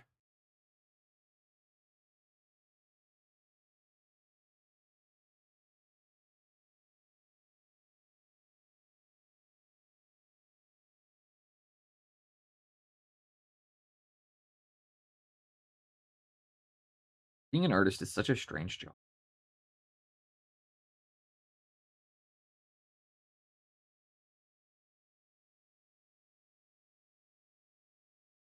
Because at least, like, when I was hanging out with my other buddy from high school, I was able to be like, when I met. Well, dude, so here's the other thing. Like, the week before I went, there was, like, our other best friend. There were about 4 of us in that friend group, right? Um, and like, just I saw 2 of them recently, of, like, my good friends from high school. Um, One of them, again, he's doing the best out of all of us. Then there's my buddy who I saw the other week on my way to Vegas, whom I got to catch up with over dinner. And, like, he's doing well for himself, but he doesn't make me feel like a child in the same way. Cause, like, he's a Sparky. He makes good money, but he also, like, goes traveling. He doesn't own his house. He's out with his, him and his Him and his girlfriend are both really rad people, but, like, at least when I'm talking to his girlfriend, I can be like, "Hey, I actually taught some of your family members how to paint," you know, like, I directly at least talking like, when I met his girlfriend, I'm able to be like, "Hey, I actually taught, like, 2 of your cousins how to paint miniatures." So we immediately had being like, some element of, like, she understood what I do. They understood what Twitch was. It wasn't this moment of being like, "I make videos on the internet."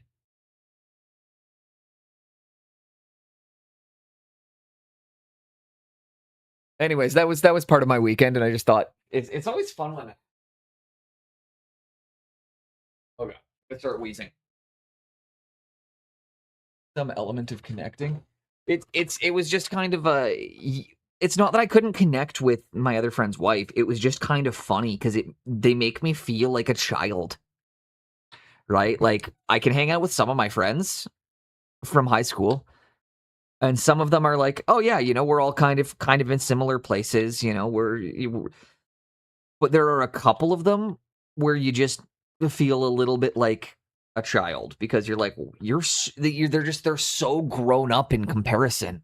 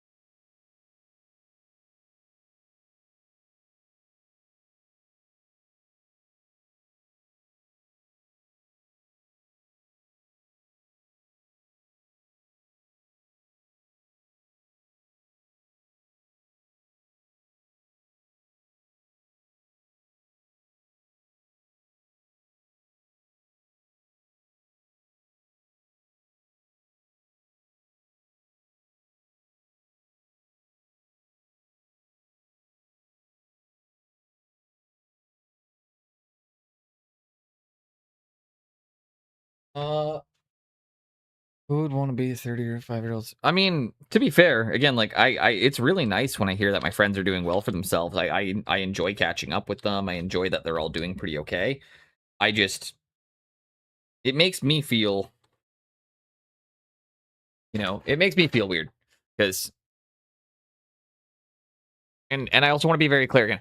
There's nothing wrong with what I'm saying. Like there's nothing wrong with feeling like a giant child. There's nothing wrong with people choosing to live their life the way that makes them happy. I just mostly it's just the talking point that's kind of funny to me because when I'm catching up with friends, oftentimes, like I'm meeting somebody's wife for the first time, and it's again asking a person what they do for a living is a very normal conversation. And when you have a job, also, Chunk Slayer, thank you for the follow. I completely missed that. You got me with my headphones out. So thank you, Chunk Slayer. I apologize that I missed you. You caught me while I had my headphone out. So thank you very much for the follow. I hope you're having an excellent day.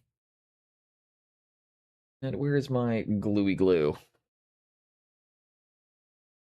I'm going to attach stuff to a base. Glue. Yeah, anyways, that's it's the long and short is it's a fun, interesting thing that I got to experience where I'm just like, yep, this is cool. Dude, where did I put my glue?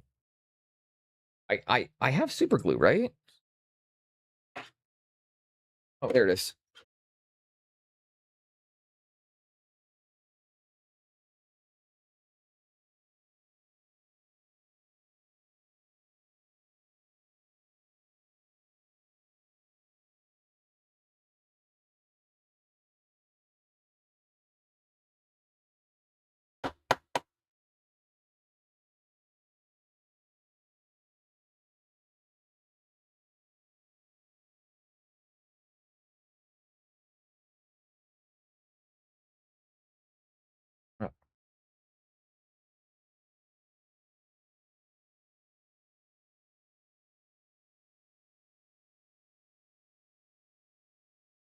And there we go. We're going to start placing them on the bases. Let that cure.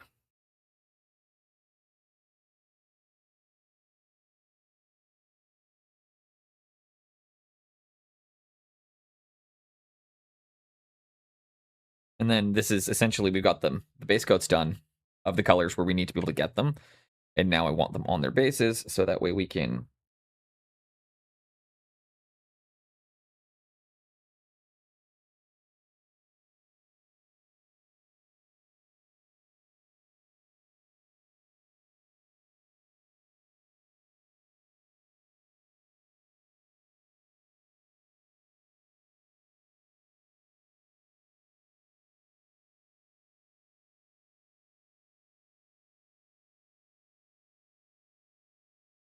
But one by one, we're going to fix them to the bases. We're going to let the bases then cure, dry.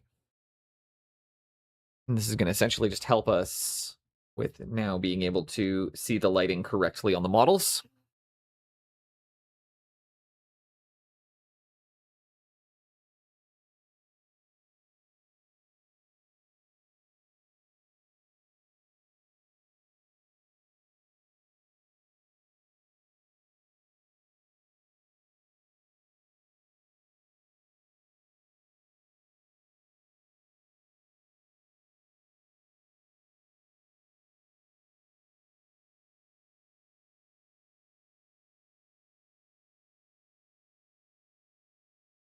And there we go, just one by one, we get them on the bases. Once they're cured, once that all dries, about an hour from now, we can then come in, add a resin effect, and actually start enhancing all of this stuff.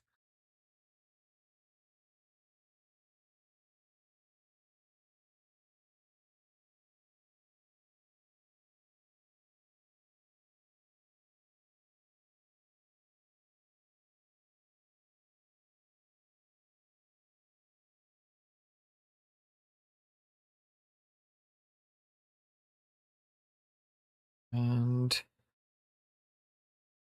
there we go. We're going to start sticking them down one by one. No worries, man. Appreciate you popping in. Appreciate the lurk. Earlier than usual, or we're going to be, it's a shorter than usual stream today. We're going to be wrapping up about 2 o'clock.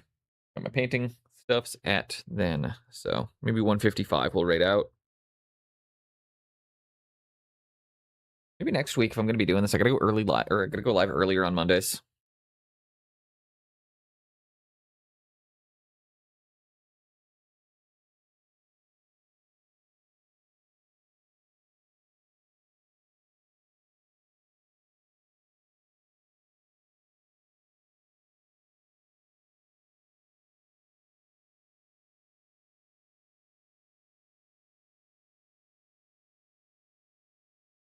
Again, we just want to get them into a good position.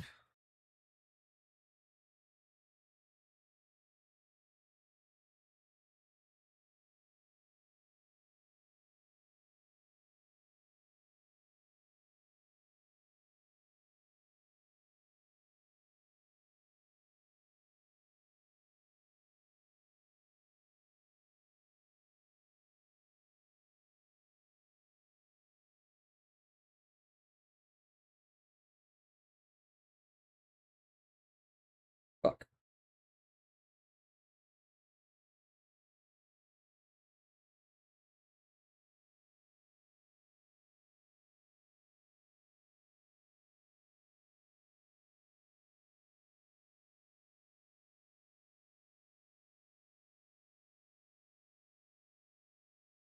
And like such.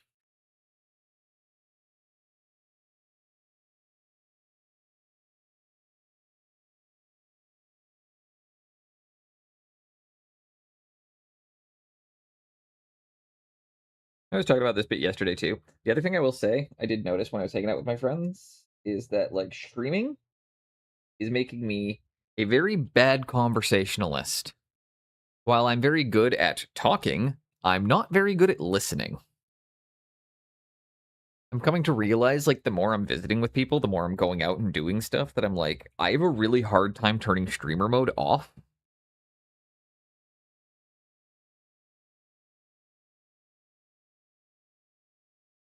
And, yeah. Thankfully, nobody's like called me out or been like, dude, this is really fucking annoying, but I definitely would like to work at it.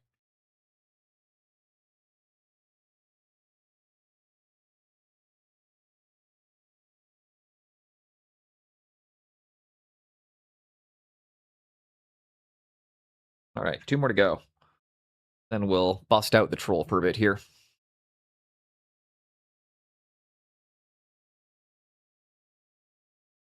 Had a good warm-up session. Got some stuff worked on.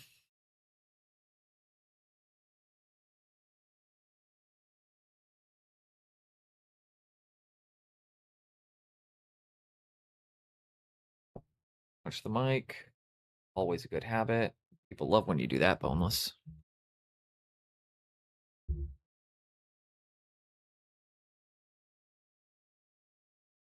And last one.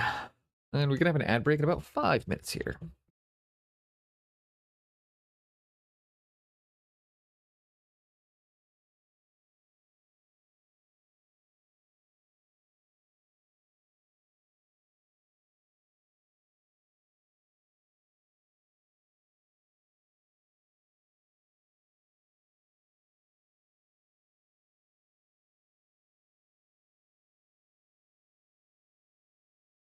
Oh, shite. There we go. They're all on bases. Be off to the side to cure for a bit.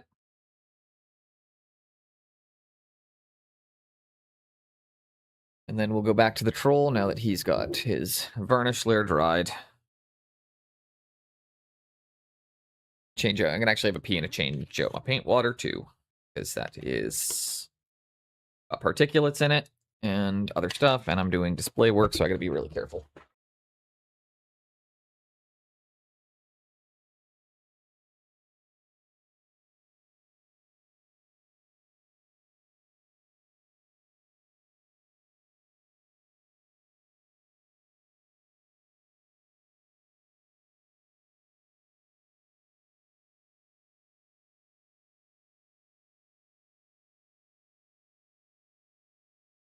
Water cup and quick bathroom break.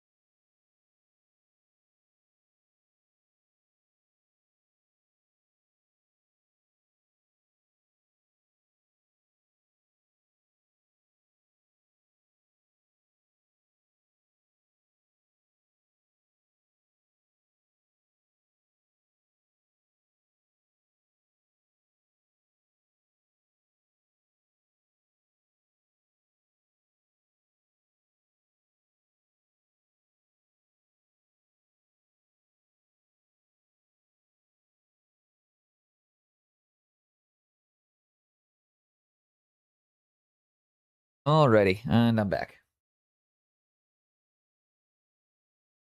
Carefully sit down.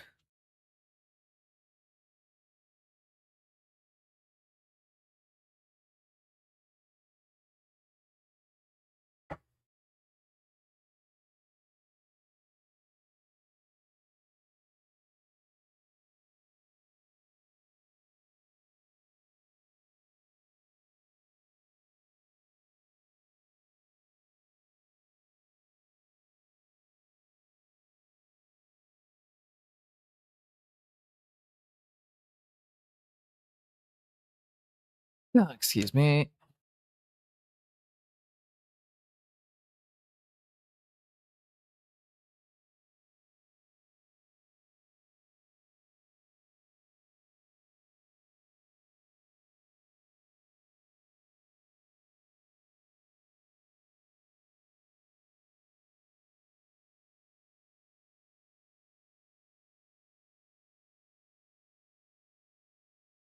Okay.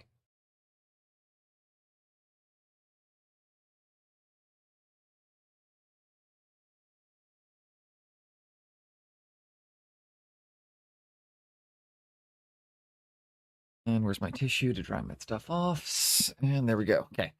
Ad break hitting here. Just about to come in on the troll here.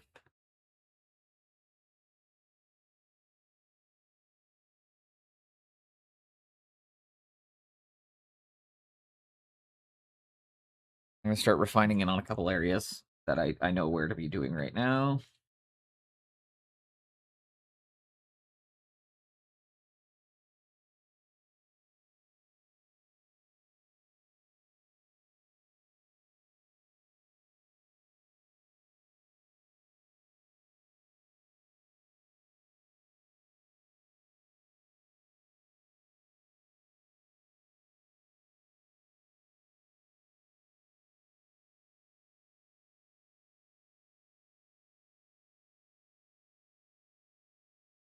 And you know what? I've done single pigment and blending paints for 99% of this project, but there are certain things I just need from my kit right now that I'm not getting from those paints. So we're going to be using we're going to be breaking away from the formula a little bit today. You have to sometimes.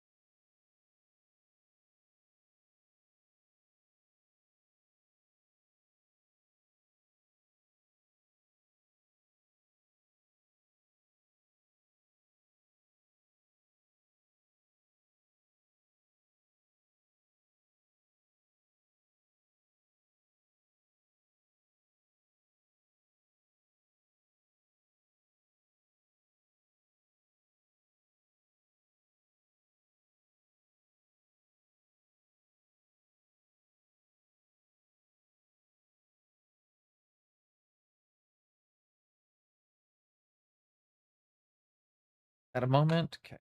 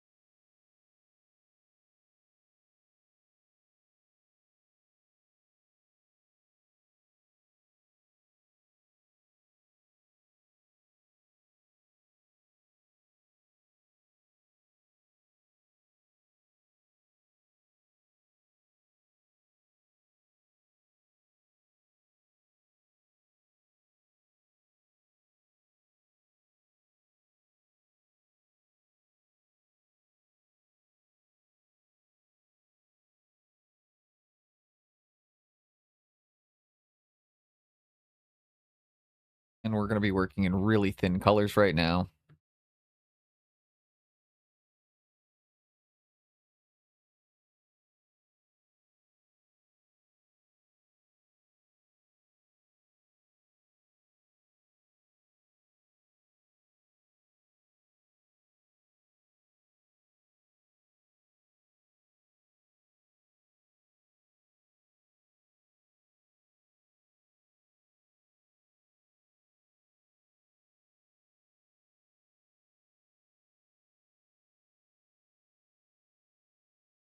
There we go. We're just getting a little bit more life in the bone.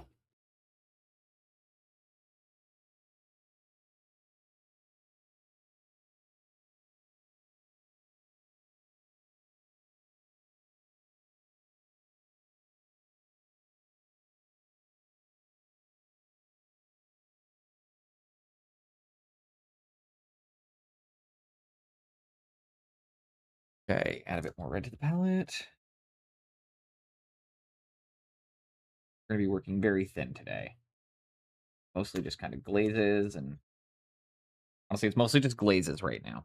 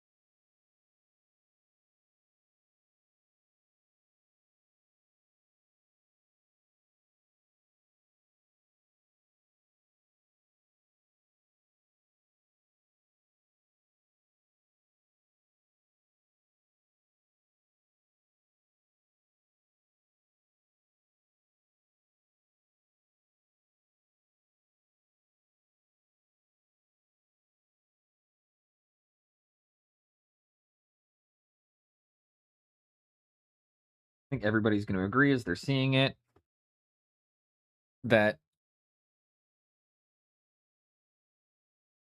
the bones are coming together really fast now.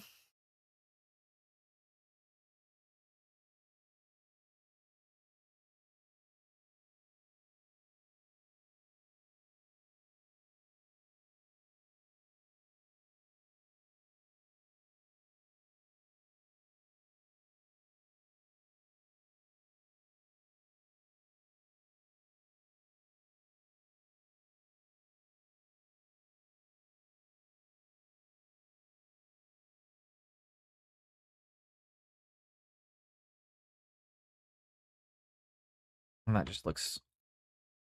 Tinker Fairy's done in Discord. Oh! We're dropping what we're doing here to take a look at that. Oh, fuck. My ribs. We're taking a look at that really quick. One sec. Let's jump into...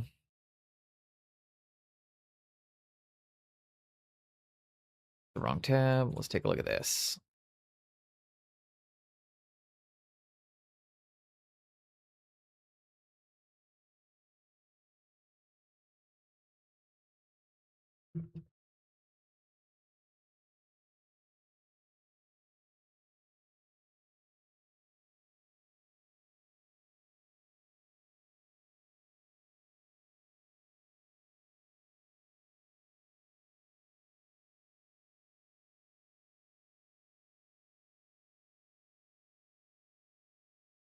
That is so fucking cool.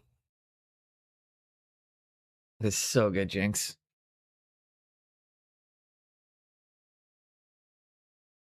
That is so good.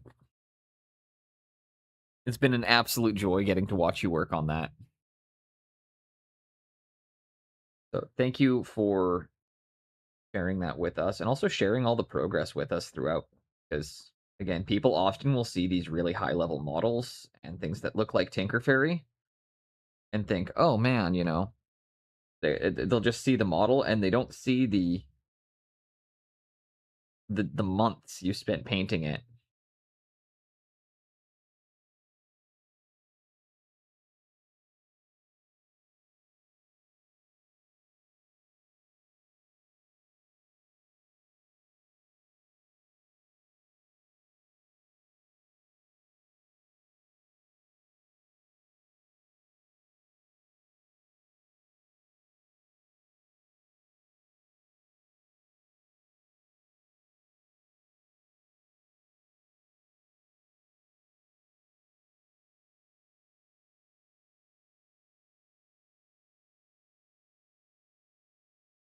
Um, it did. I'm sorry, I don't know if I had my desktop audio on. I actually did play the video, so the music was supposed to, I heard it with the music. If you guys didn't hear the music, you should need to I needed to turn that setting on.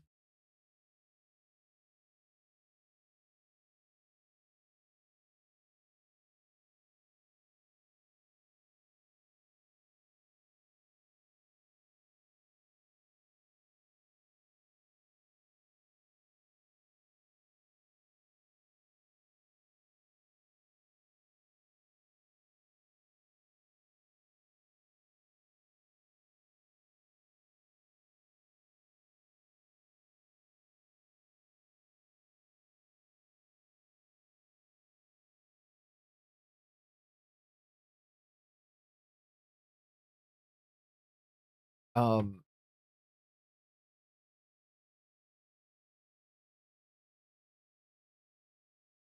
I don't know what I just did specific. The bone's done here.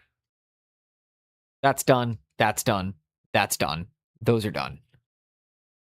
I'm not positive I'm done the cheek or this one yet, but like I did not realize that it was literally just like 2 glazes away from being done the bones.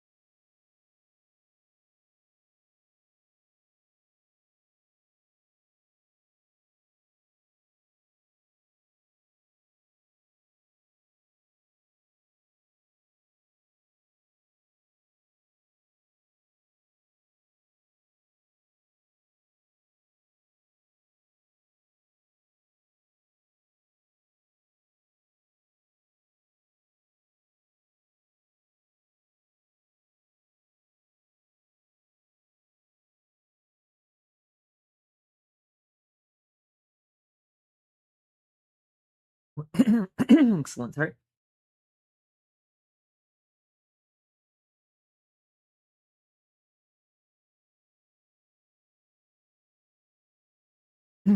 Excuse me. Sorry.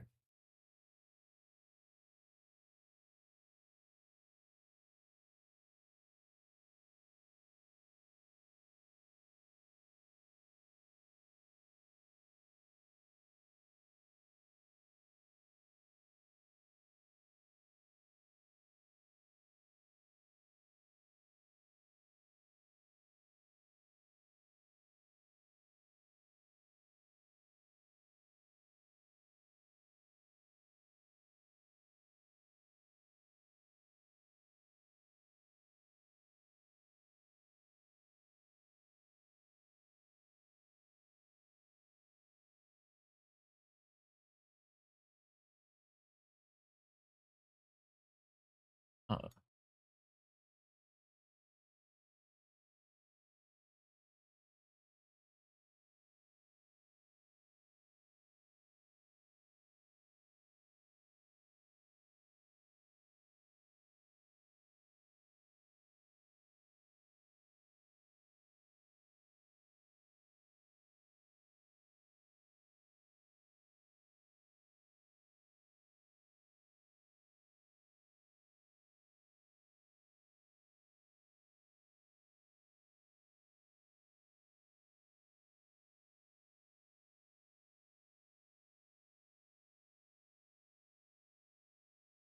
And then we're going to pick more shadows.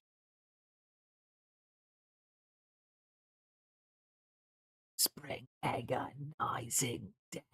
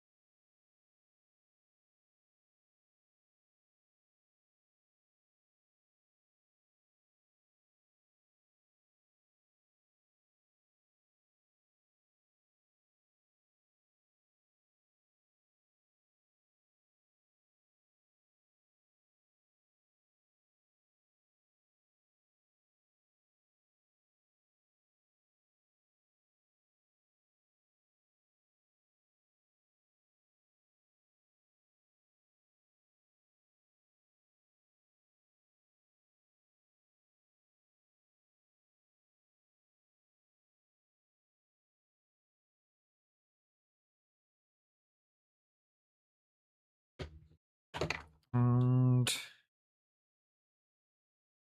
there we go.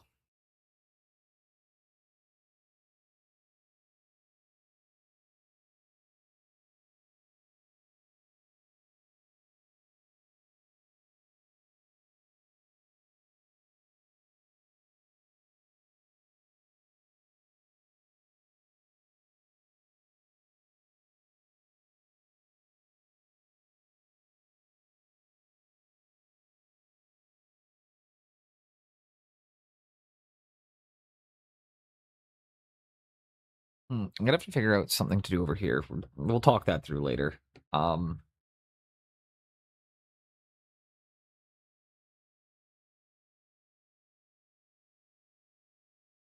just honestly, like right now, I'm just kind of glazing colors into a few spots.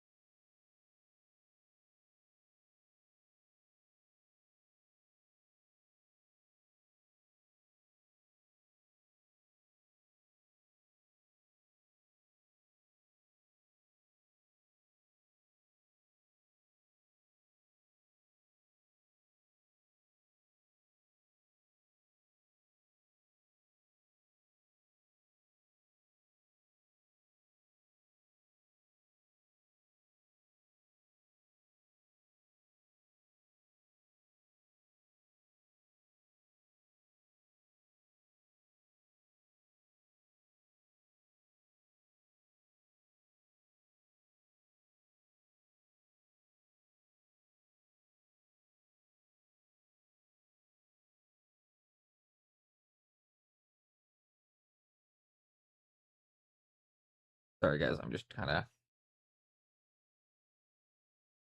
very careful in my app player.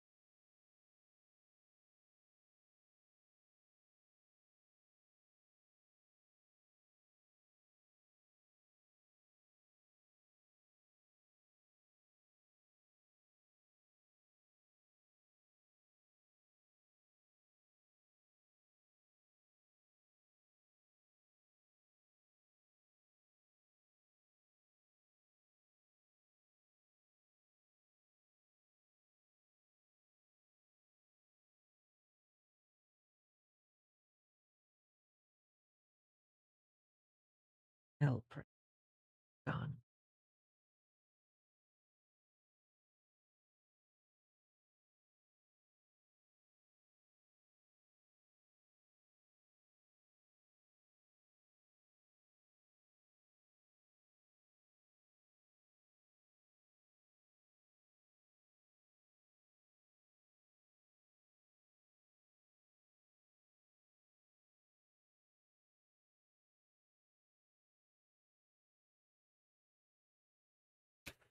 Love this song. Fucking love this song too.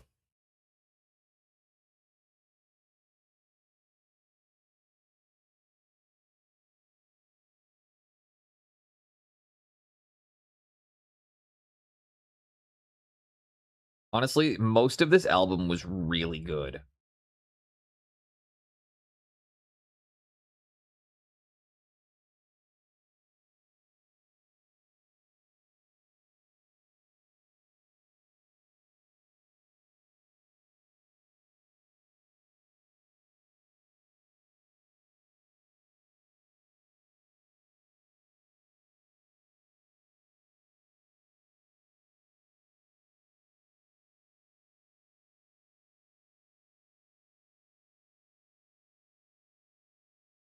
Your mum shot come straight across the room and killed my Siamese fighting fish. Threw off the pH levels in my aquarium, you piece of shit. There we go. That's that's the ultra rare one. Forgot about the Siamese fighting fish.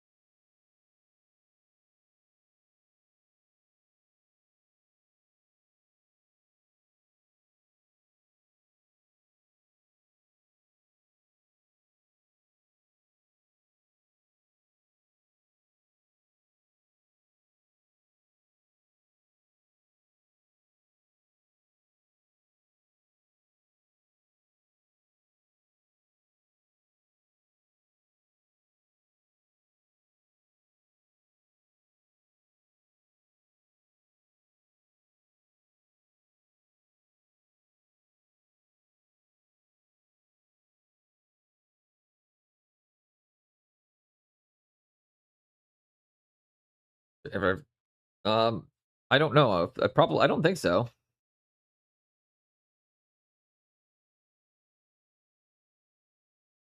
I didn't actually use proper shorts. I was fought in harem pants, or I was trained in harem pants. The only guy that trained in pants. Even in my old boxing photos, if you ever look at them, you'll see I'm literally in I would train in harem pants.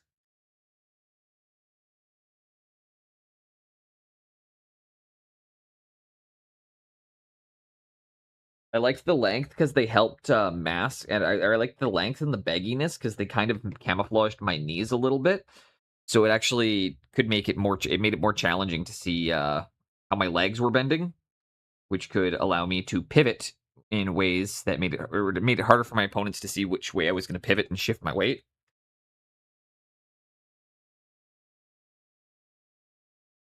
Okay.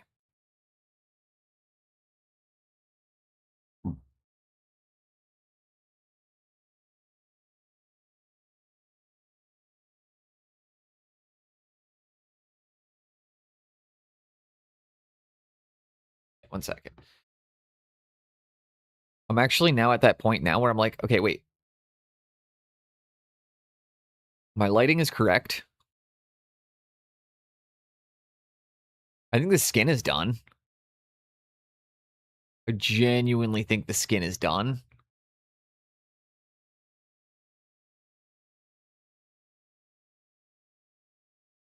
I might have to do a little bit with the blood poisoning stuff still, but holy shit. Holy shit.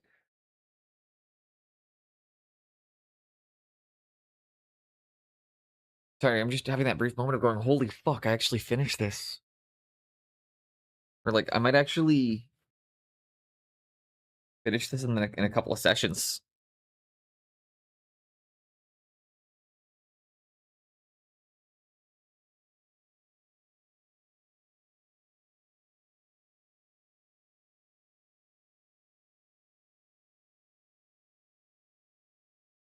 Oh, great song. Fucking great song.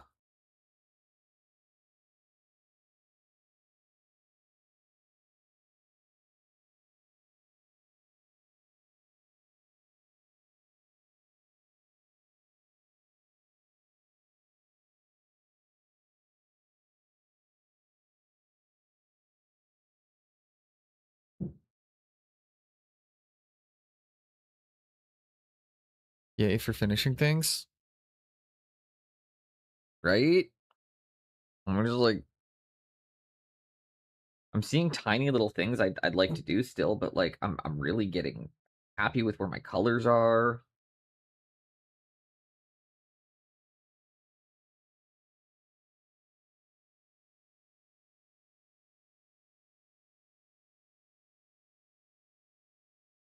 Things are just looking correct.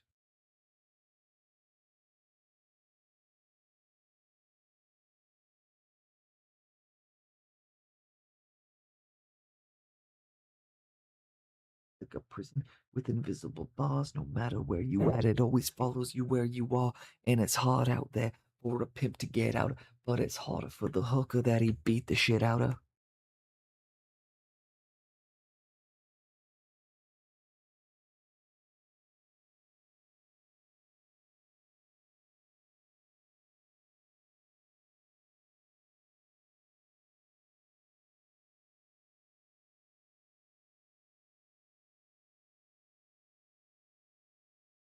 More than racism, it's stay in your placism while people are trapped in practical black faces.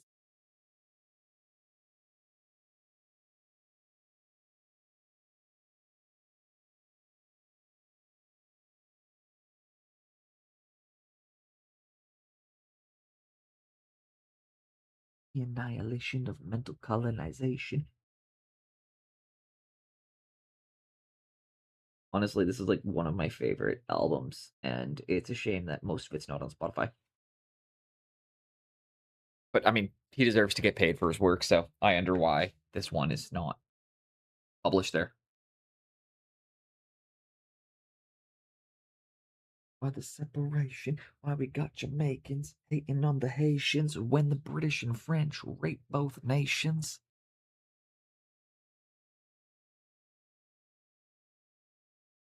If you on the bottom, be you Anglo or Asian, you gotta recognize there's realness to what I'm saying. You gotta recognize another G and your enemy when the police ride to kill us frequently. You a G, then grow and develop GD. 50 years of gangs and still poor. If we really run the streets, we should really end war.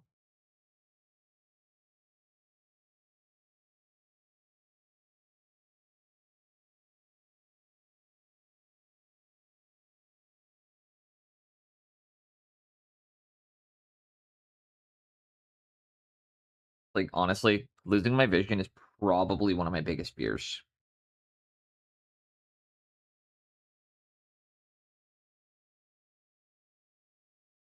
So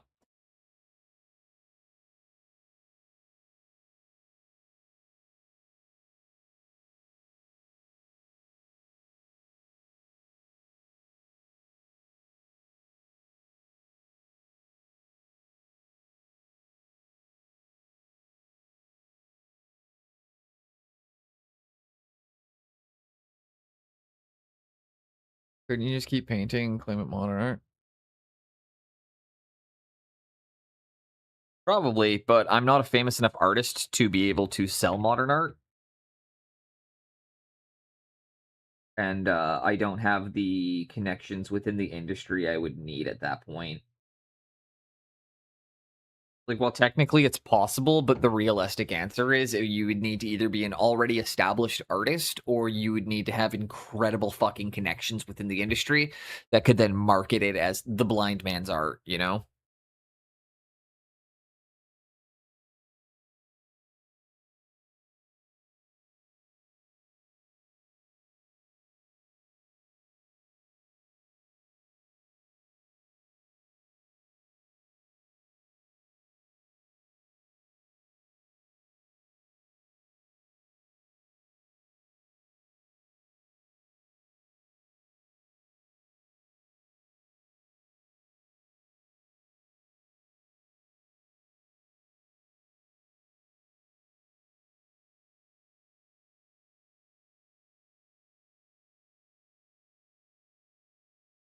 Okay. One day. Yeah, one day maybe. It's one of those things where if I get there, I get there, but I'm never expecting to be that level of known as an artist. I paint my models, I paint my minis. I like what I do. I like the connections I've made within the industry that I'm already in. And if I'm known for more at some point, I will love that. But right now, I'm content with where I'm at, you know?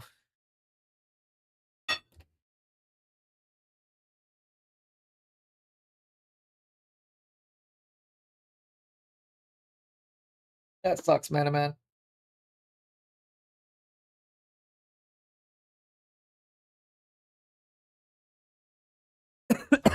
Oh my fuck. Ow. That is unfortunate.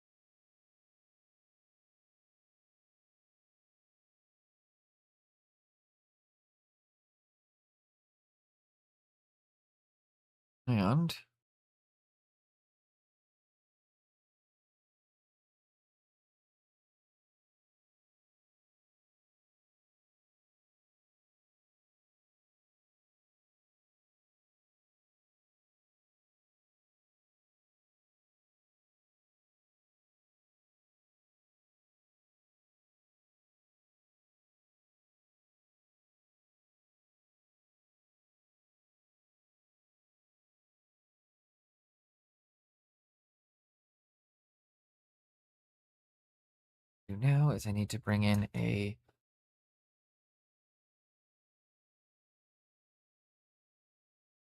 bright green.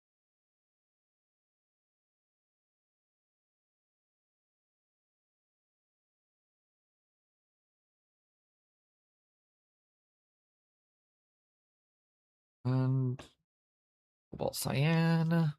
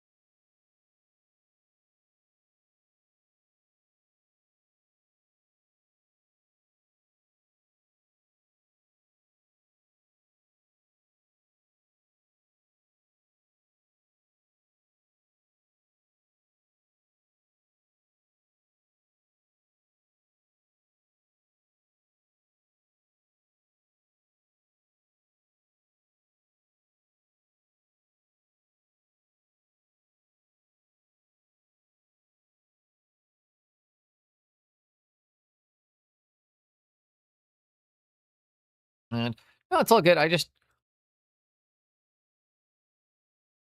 an unfortunate. I just don't have much to say on I just don't have much I can add, right? All I can really do is send my well wishes, and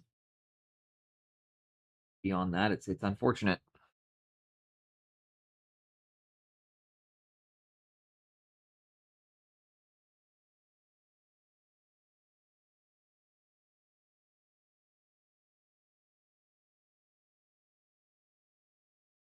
I'm also hyper focused right now on trying to get a highlight in the right spot here, because I'm trying to get the skull to look three-dimensional correctly.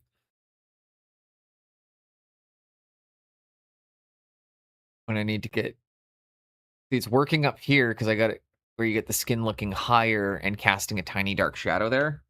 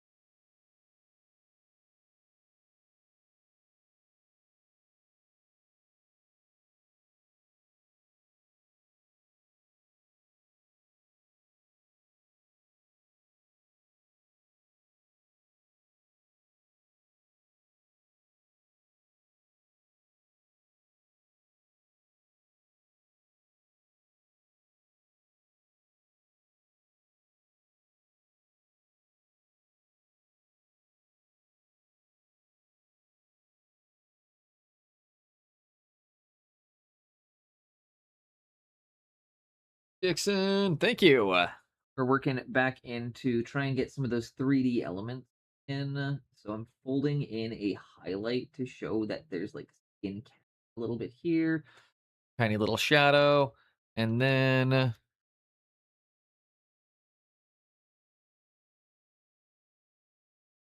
well, that gives us way more of that like torn flesh look. No worries. Happens to me all the time.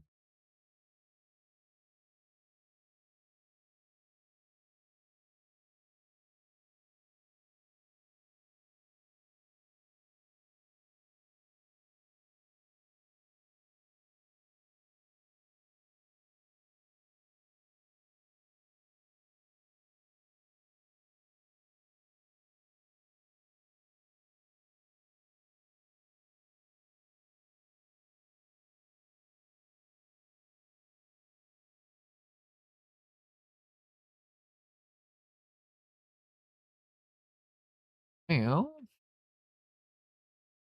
shout out Jinx. Oh, thank you for that, man. I've been forgetting to do my shout outs a lot lately. Light is getting from this angle.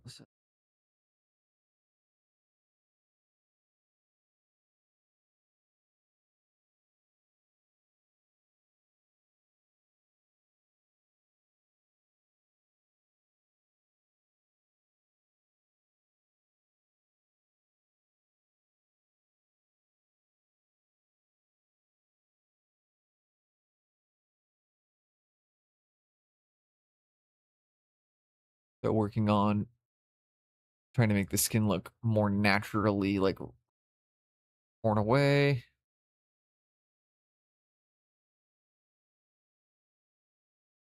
Shorzy, you ready? Give your Ooh, balls raid a coming top in from tip, Adventure fucker. Bill. You're going. Yeah. Frankie, you ready? You're going. Yeah. Judy, you ready? Let's fucking Fucking go, Sanger. Good, because you're going. Yeah. Hitch, you ready? All hands Good, boys. because you're going. Yeah. Dolo, run him up and fill him in. Informal Good, Sanger. because you're fucking going. Yeah. The best goalie in the no-show, Michaels, you ready? You damn right, Sanger. Good, because you're fucking going. Yeah. Pack mentality, boys. Welcome in Adventure Bill Gaming. Hope you're having an excellent day today. Welcome in, Raiders. Welcome in, Adventure. What were you working on today?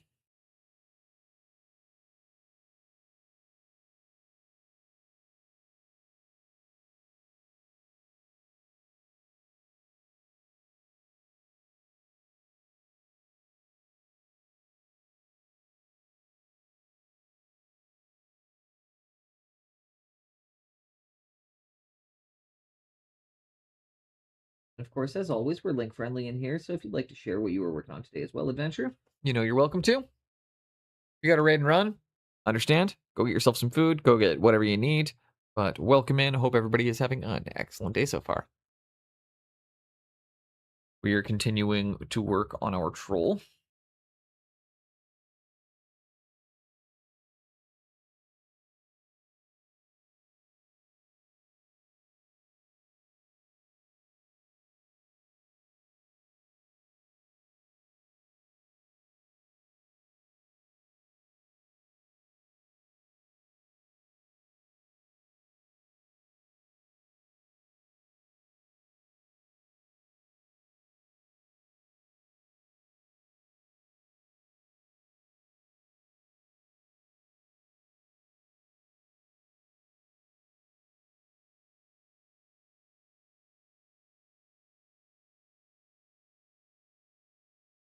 What's up, Akil? We're talking guns. Will Adventure paints a huge claw? Oh, hell yeah.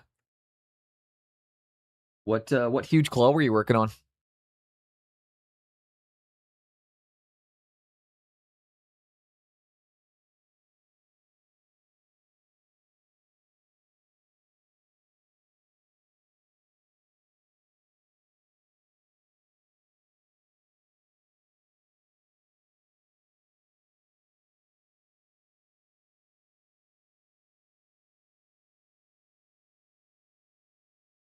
Sounds like a fun stream, though. But in here does not know. I'm Studio Boneless. I paint toys. Sometimes we do other stuff.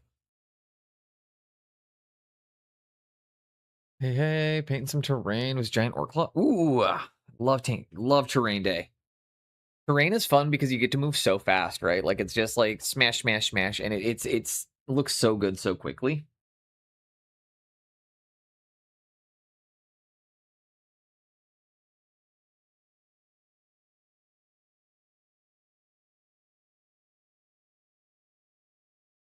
I'm doing some Terminator lines right now.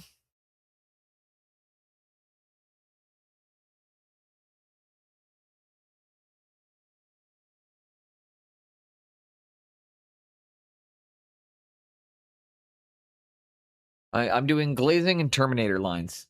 So about as boring as it gets. Smoothing out paint jobs, trying to make everything look a bit more...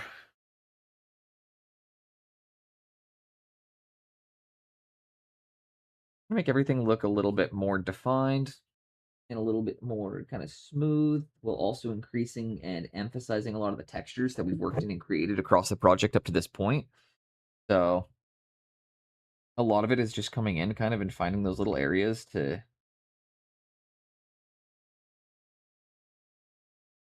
add a little line of separation.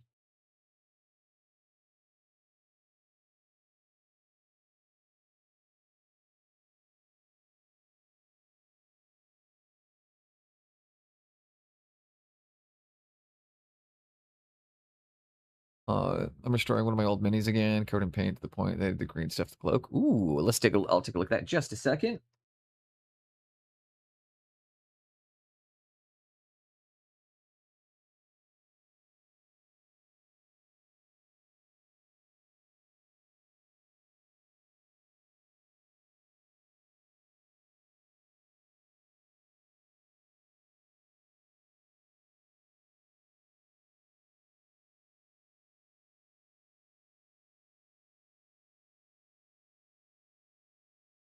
Gotta get the scar on his forehead right.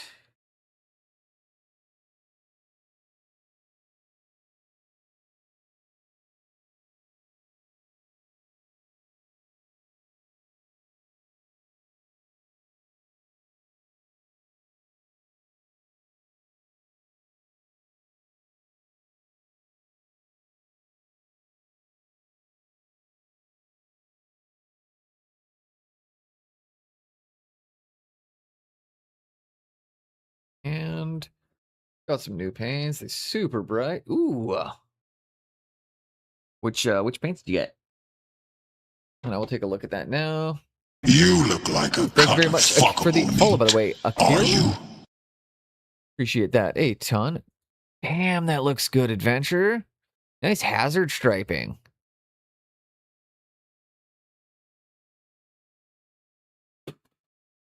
Dude, that looks awesome. Really good use of classic sketch painting and sketch style. That looks fucking so good, and really, really good weathering on your rust as well. I'll bring it up on screen here so everybody can have a quick little peek. So yeah, really good job on that. Also showing off your ability to hit some straight lines like no one's business. Yeah, I really, really like the way you got your reds in here. That looks really nice. Lots of good weathering, good shadows. That's awesome, man.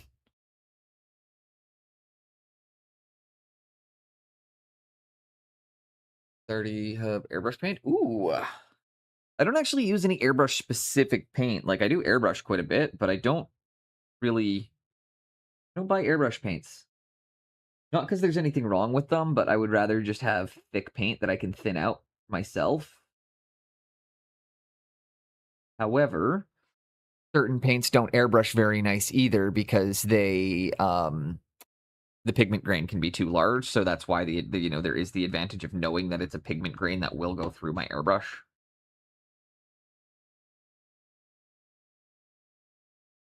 Oh, it definitely doesn't look like it was a difficult one, but it still looks great. You don't gotta break. That's the beauty of terrain, right? Like you don't gotta break your brain on it or anything. You just like that's why terrain is so much fun and why I love a good terrain day. Is you don't actually have to do anything that's overtly complicated. You just need to paint some terrain, slap some colors down, and it's almost guaranteed to always look good.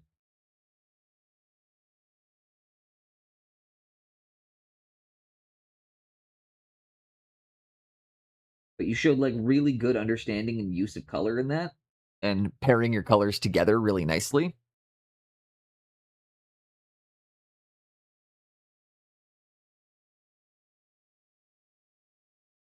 For anybody that does not know, Adventure Built Gaming, he is a fellow Canadian painter, miniature builder, terrain guy. He also really likes Mordheim, so he's a winner in my books. Anyone who is a fan of Mordheim,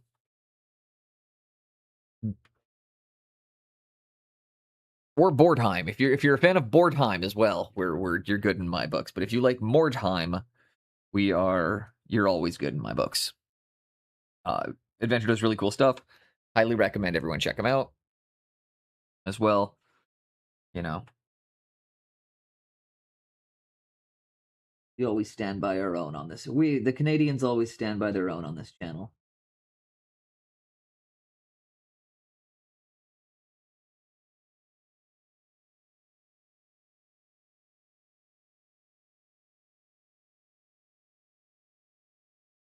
Perfect timing too, because then we get beautiful, beautiful Canadian song kicking in. We got the Real Mackenzies here covering an absolute legend, Stompin' Tom Connors. So this is like double Canadian, because you got a Canadian band covering a Canadian legend.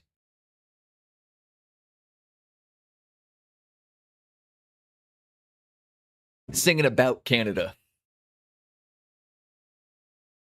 My comrades.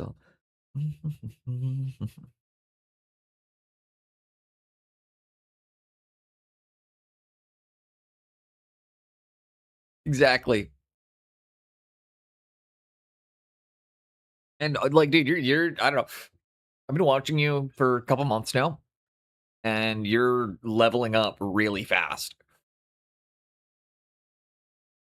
Kind of the beauty of Twitch, right? Like when we're doing it live and we're always kind of having this around and we're getting the feedback from other professionals and other people constantly. It's the same things happened with me. Like the speed at which my growth happened on Twitch is, at least in terms of painting skill, and content, all that kind of stuff. Like it just, yeah.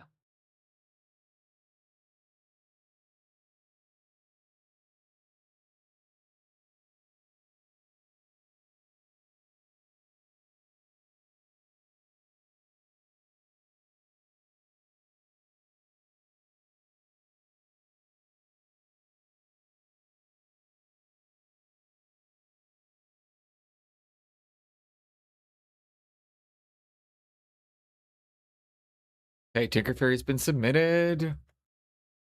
I love Canada. You invented war crimes. It's what everyone knows about us. What everyone seems to know us for. And if that's what you guys want to hear about, then your fun Canada fact for the day. Ooh, then we got some Canadian hip hop too.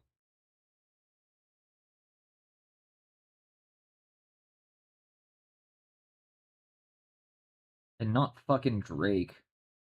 Give a real representation to Canadian hip hop. It's our boy Mercules out from the West Coast.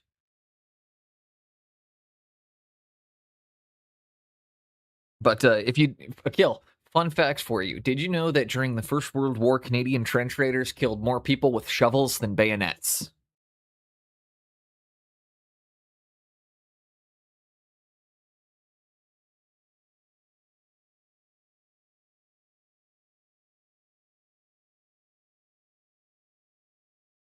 The preferred weapon of the Canadian infantry during the First World War was a shovel.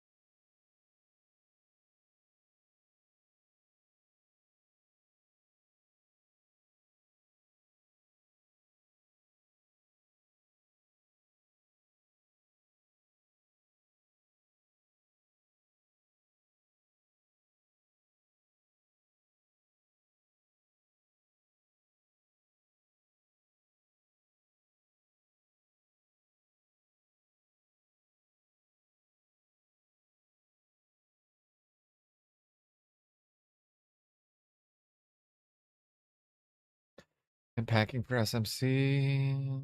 And the grenades that the crowds thought was food.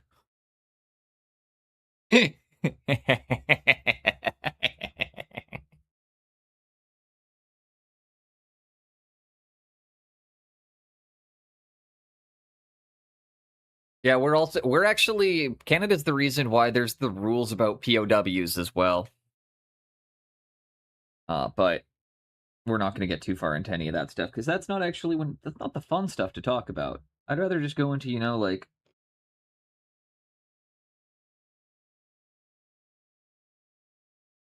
the shovel thing is fun.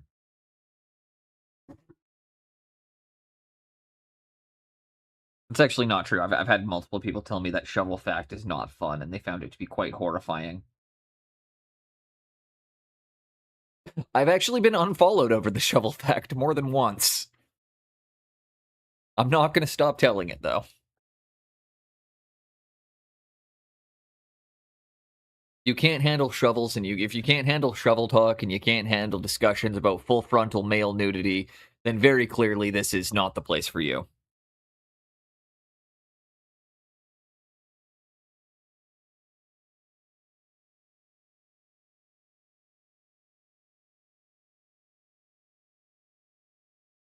They got rid of the icon. They got rid of. I think I was saying the other day.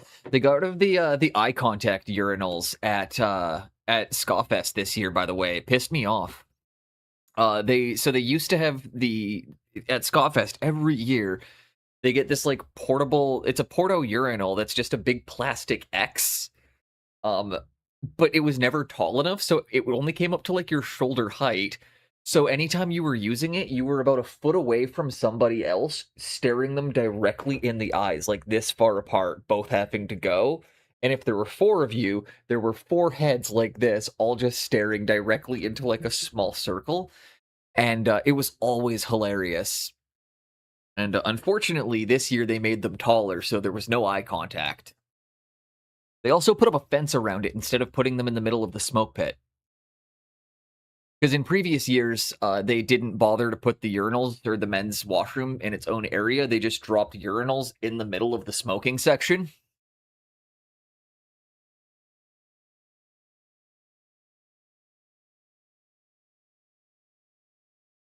like y'all have never been to a punk show before. Had the the booths were, dude, the booths were my favorite part, or like one of my favorite parts of the fest, because I was just like, you show up in there, you look somebody dead in the eyes, and you're like, man, I don't think I'm gonna be able to go without the eye contact after this.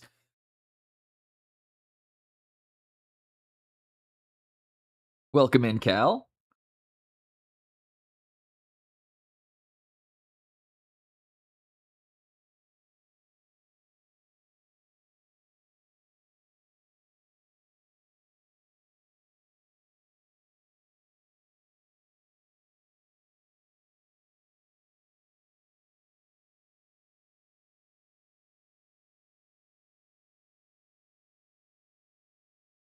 Fest was great, though. Even if my ribs don't agree with me.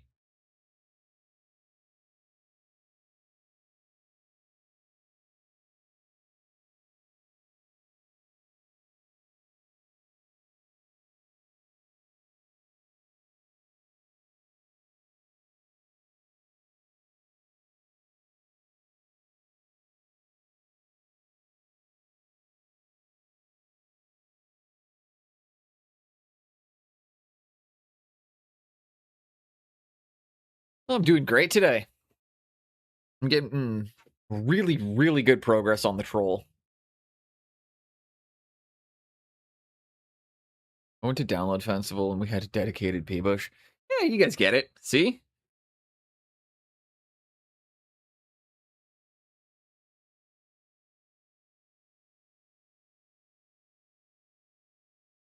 Now imagine if it was all now imagine if to use the bush you also had to make eye contact with another person, and then you've got Scoffest.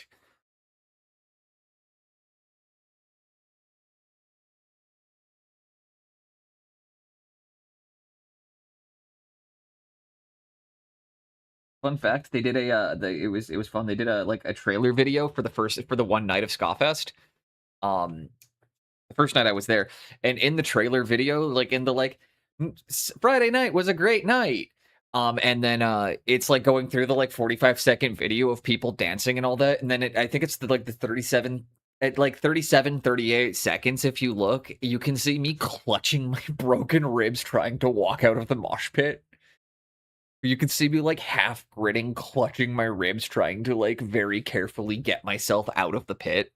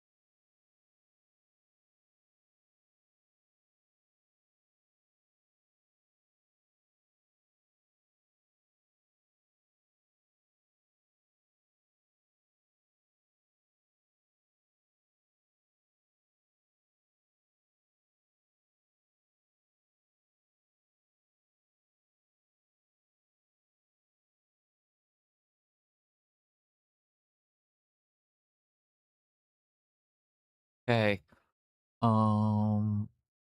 Yeah, I mean festivals are like that, but again, it was funny because it's specifically the eye contact thing, because it's like I don't think anybody has a problem with those types of things, but it was the fact that it was the design was just a big plastic X that wasn't tall enough, so you had to be people don't like having their face that close to another human being's face when they're not trying to have a pee. That's the point of it, is that just being that close to somebody face to face is uncomfortable in any given situation.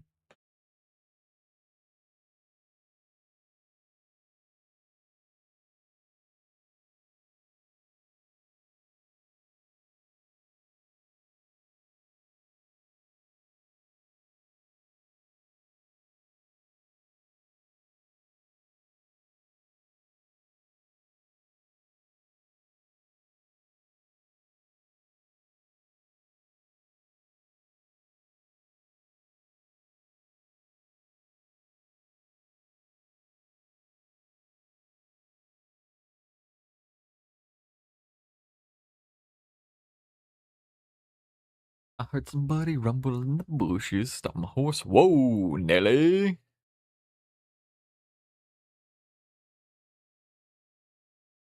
Yeah, that's that is a thing that happens. But the festival itself, again, super rad. Against All Authority was awesome. I was really happy when I saw them, and also one of the opening bands, Mean Bikini, kicked ass. Got my rib broken during Mean Bikini. We'll see them again though in a couple weeks. They're playing one of the local bars.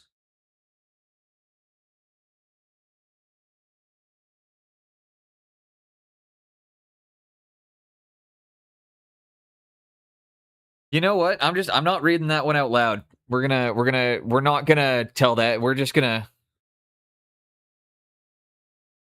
just because Automod didn't pick it up doesn't mean I'm gonna read it.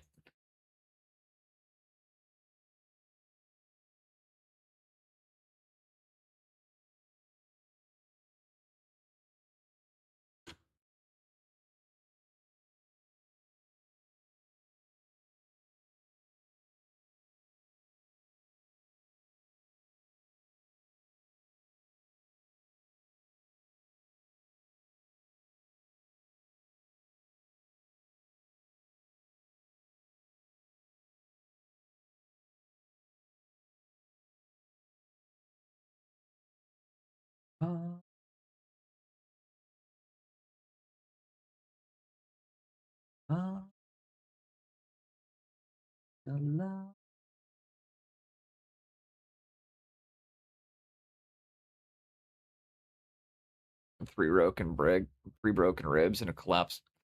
I hilariously, yeah, at Skafest I also got two of my ribs broken. Literally during the first band. It was funny because it was a hit from a 16-year-old girl during the first song, and it was like 100-pound 16-year-old girl, and her elbow just caught me at that perfect angle, and I felt like two of them just fold in, and it's like. This is one of my favorite local band, or was one of my favorite local bands. They are the Rebel Spell.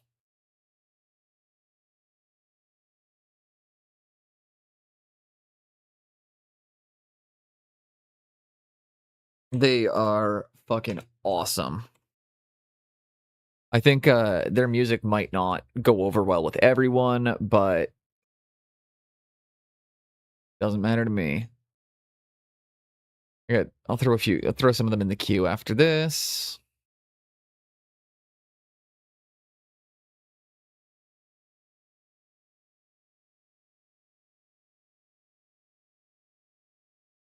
Have a good one, Mr. Pigments.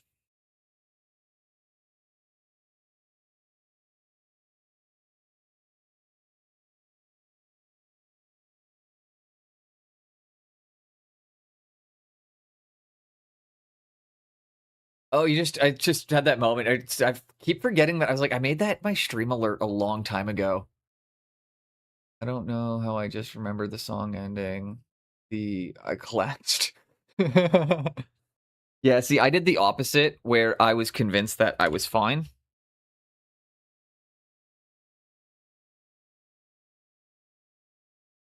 There we go. Some more Rebel Spell. This is probably my favorite song by them.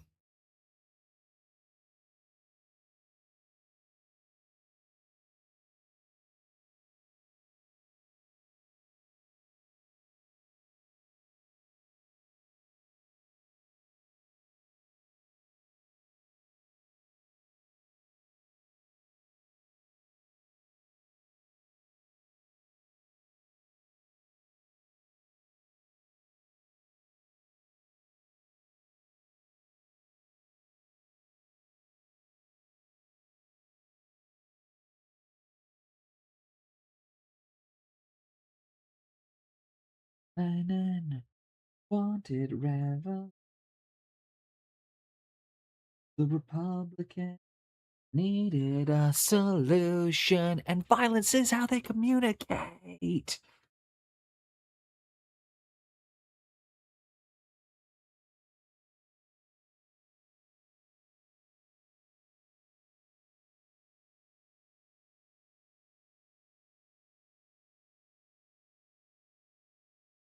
Dying in the night. Rewrites catch in the rye.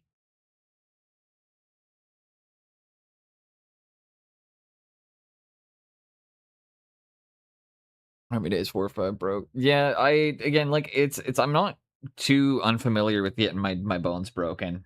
I'm boxed with Ehlers-Danlos syndrome. Like I got brittle bones. I've had a lot of them broken in my life.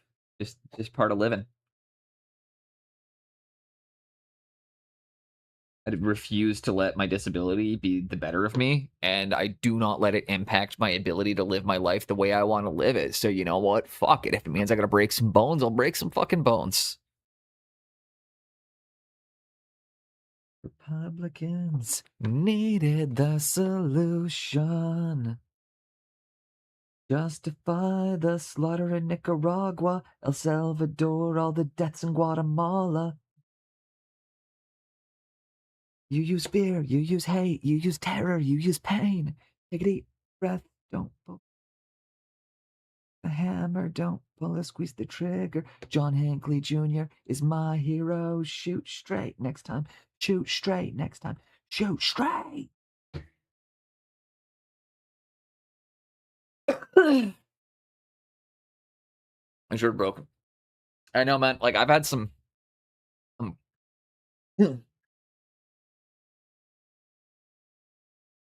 when coughing's the worst part, honestly. Just the coughing is the only time it's really bad.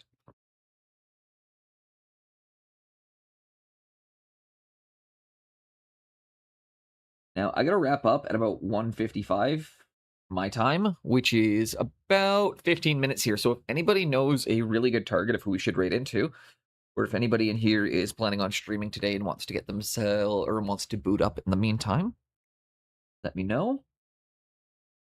Or if you got somebody you know going live, we're always open to recommendations. It's always nice to find new people.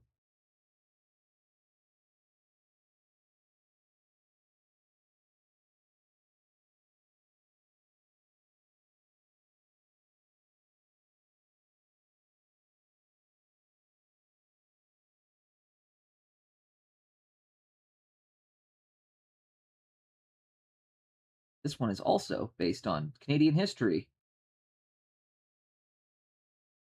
Clock strikes 5, end of a bloody shift. The knees are weak and fingers are stiff, and the workers step outside, wiping sweat from their breath.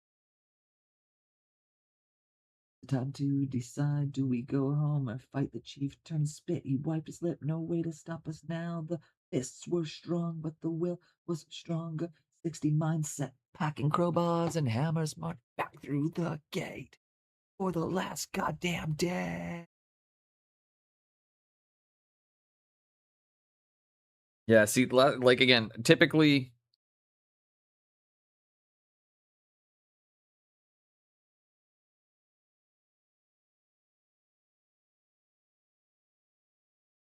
Bottom.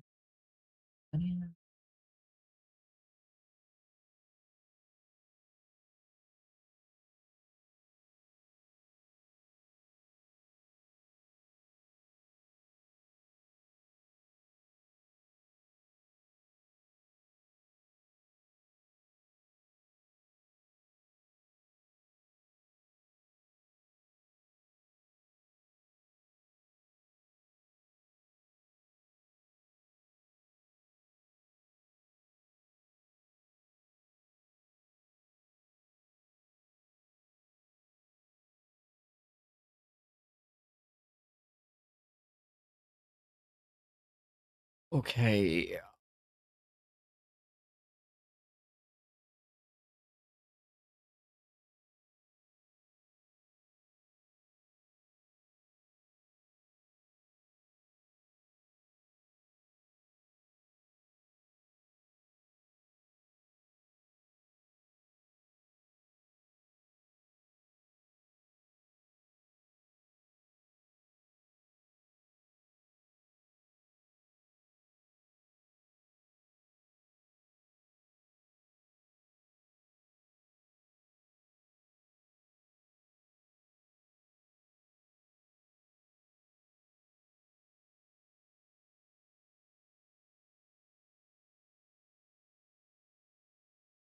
And there we go. Start bringing some more in on the helmet. Yeah, that's all good. We'll find somebody after.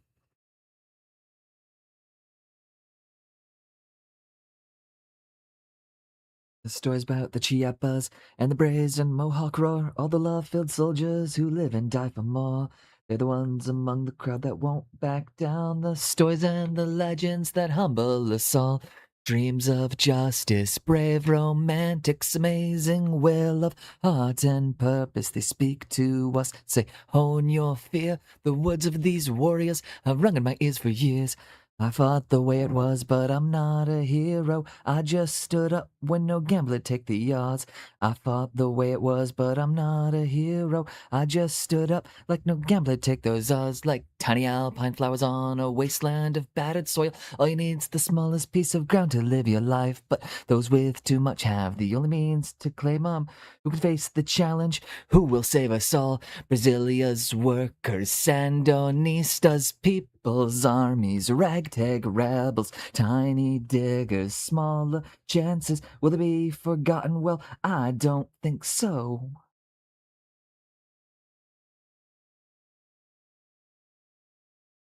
I fought the way it was, and I'm not a hero. I just stood up when no gambler took the odds. Wolverine's not far away. He's in our hearts. He's on the stage, and Wolverine's not make believe. He can't be held back. He's in a rage. We do what we do straight out of love and not for anything else. That's why rebels sing. Whoa. Whoa, whoa, whoa, whoa.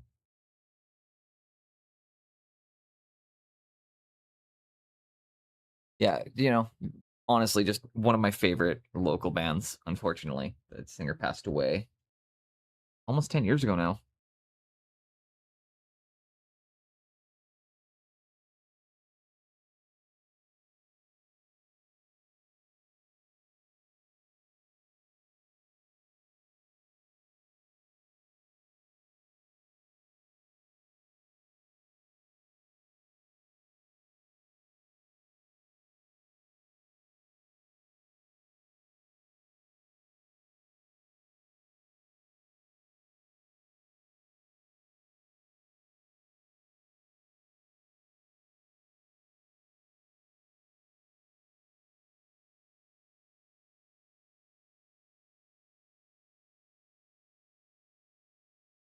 Using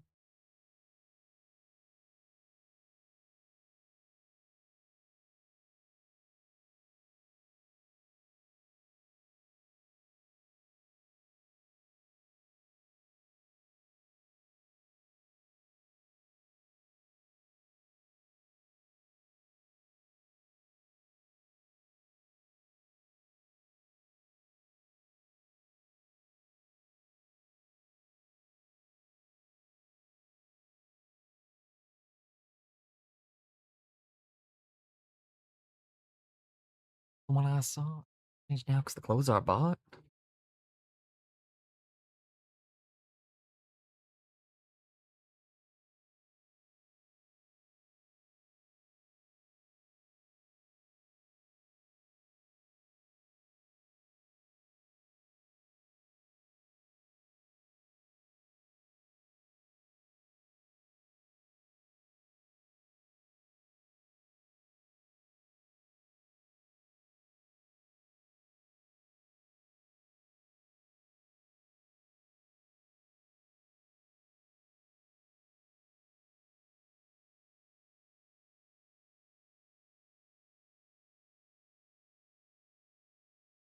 and this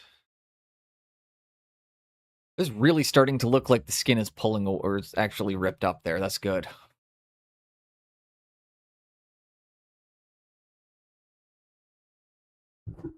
It's kind of strange to just be having to focus in on such small areas.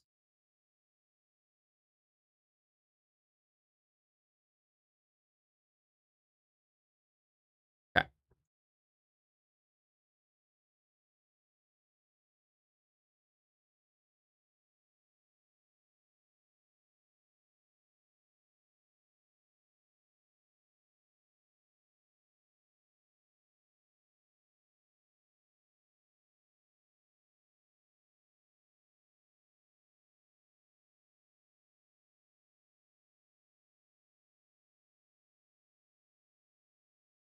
The zombie troll is looking really good, though. I really, really am enjoying the concept that we came up with for this. Feeling a touch better. My ribs are still broken, but I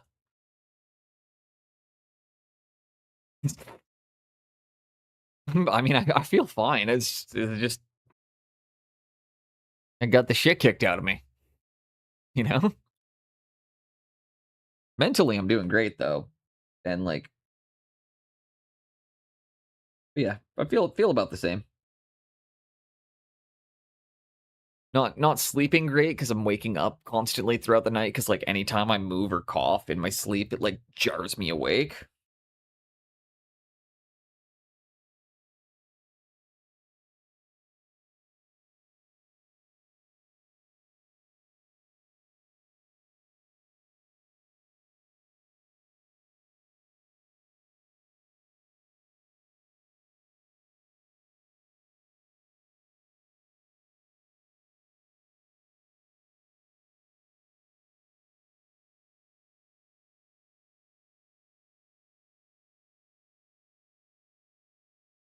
You're back to the stream. You tapped. Yeah, well, I mean, it's funnily enough, I'm tapping out in about 10 minutes anyways because I've got a painting class, or I've got a painting lesson at 2. But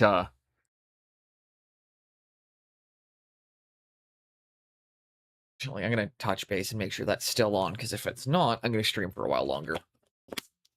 I don't have any good reason not to.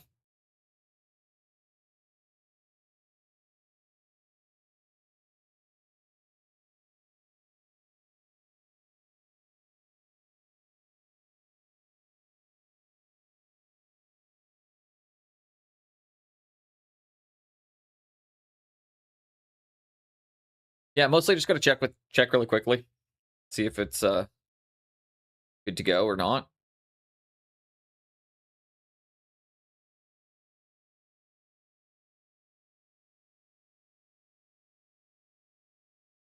All my memories gather round. Oh, God, I dropped 31,000 frames. There's gonna be a serious delay on this stream.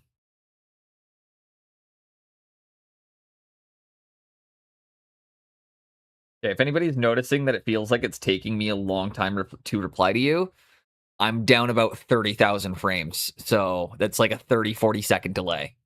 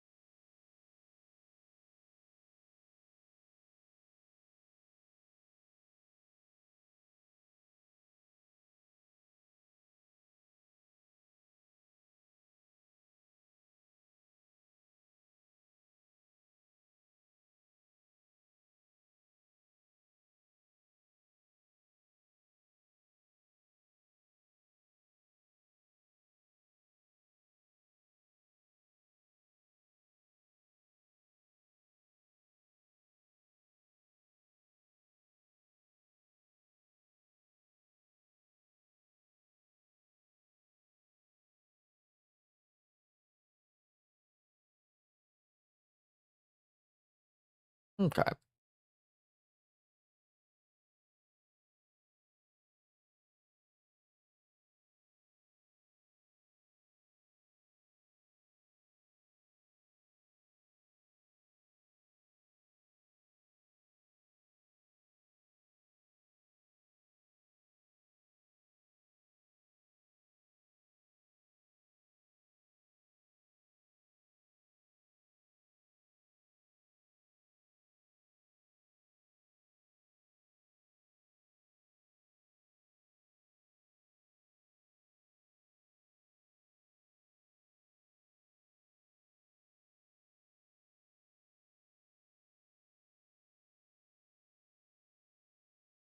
Trying to get that three-dimensional effect in the skull right now.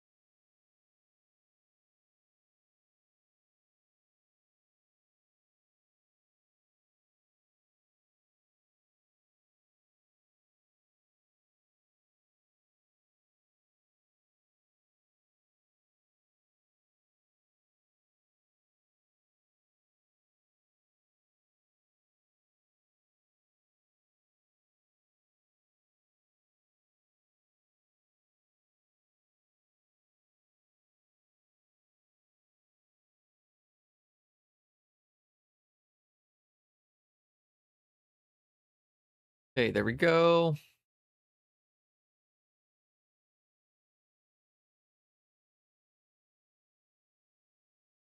The broken skull's starting to look pretty good. We're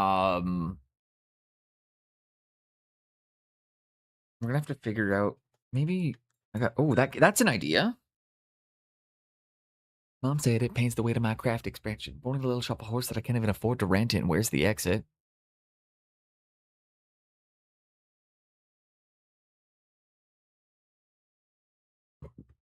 Okay.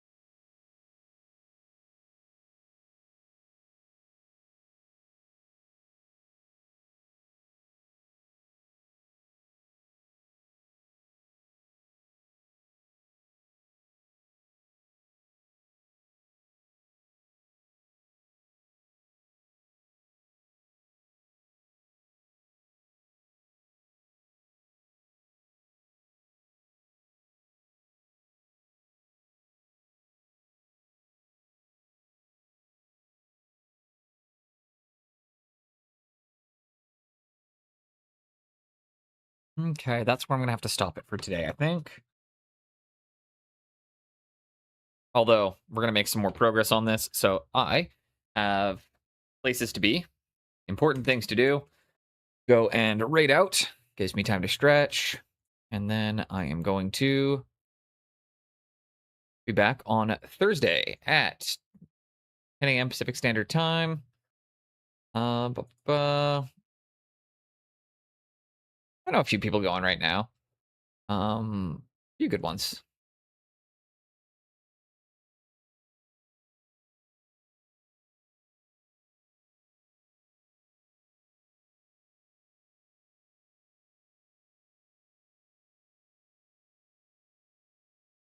You know what? Don't, oh, go same category. Let's see if there's maybe somebody new. Actually, NPC Wargaming raids me all the time. They're live right now. I never get to raid them, so we're gonna hit NPC Wargaming. Hit him with a motherfucking Uno reverse. I'll catch you all later. Let's go give NPC Wargaming the love they deserve because they raid here all the time, and I never get to raid them.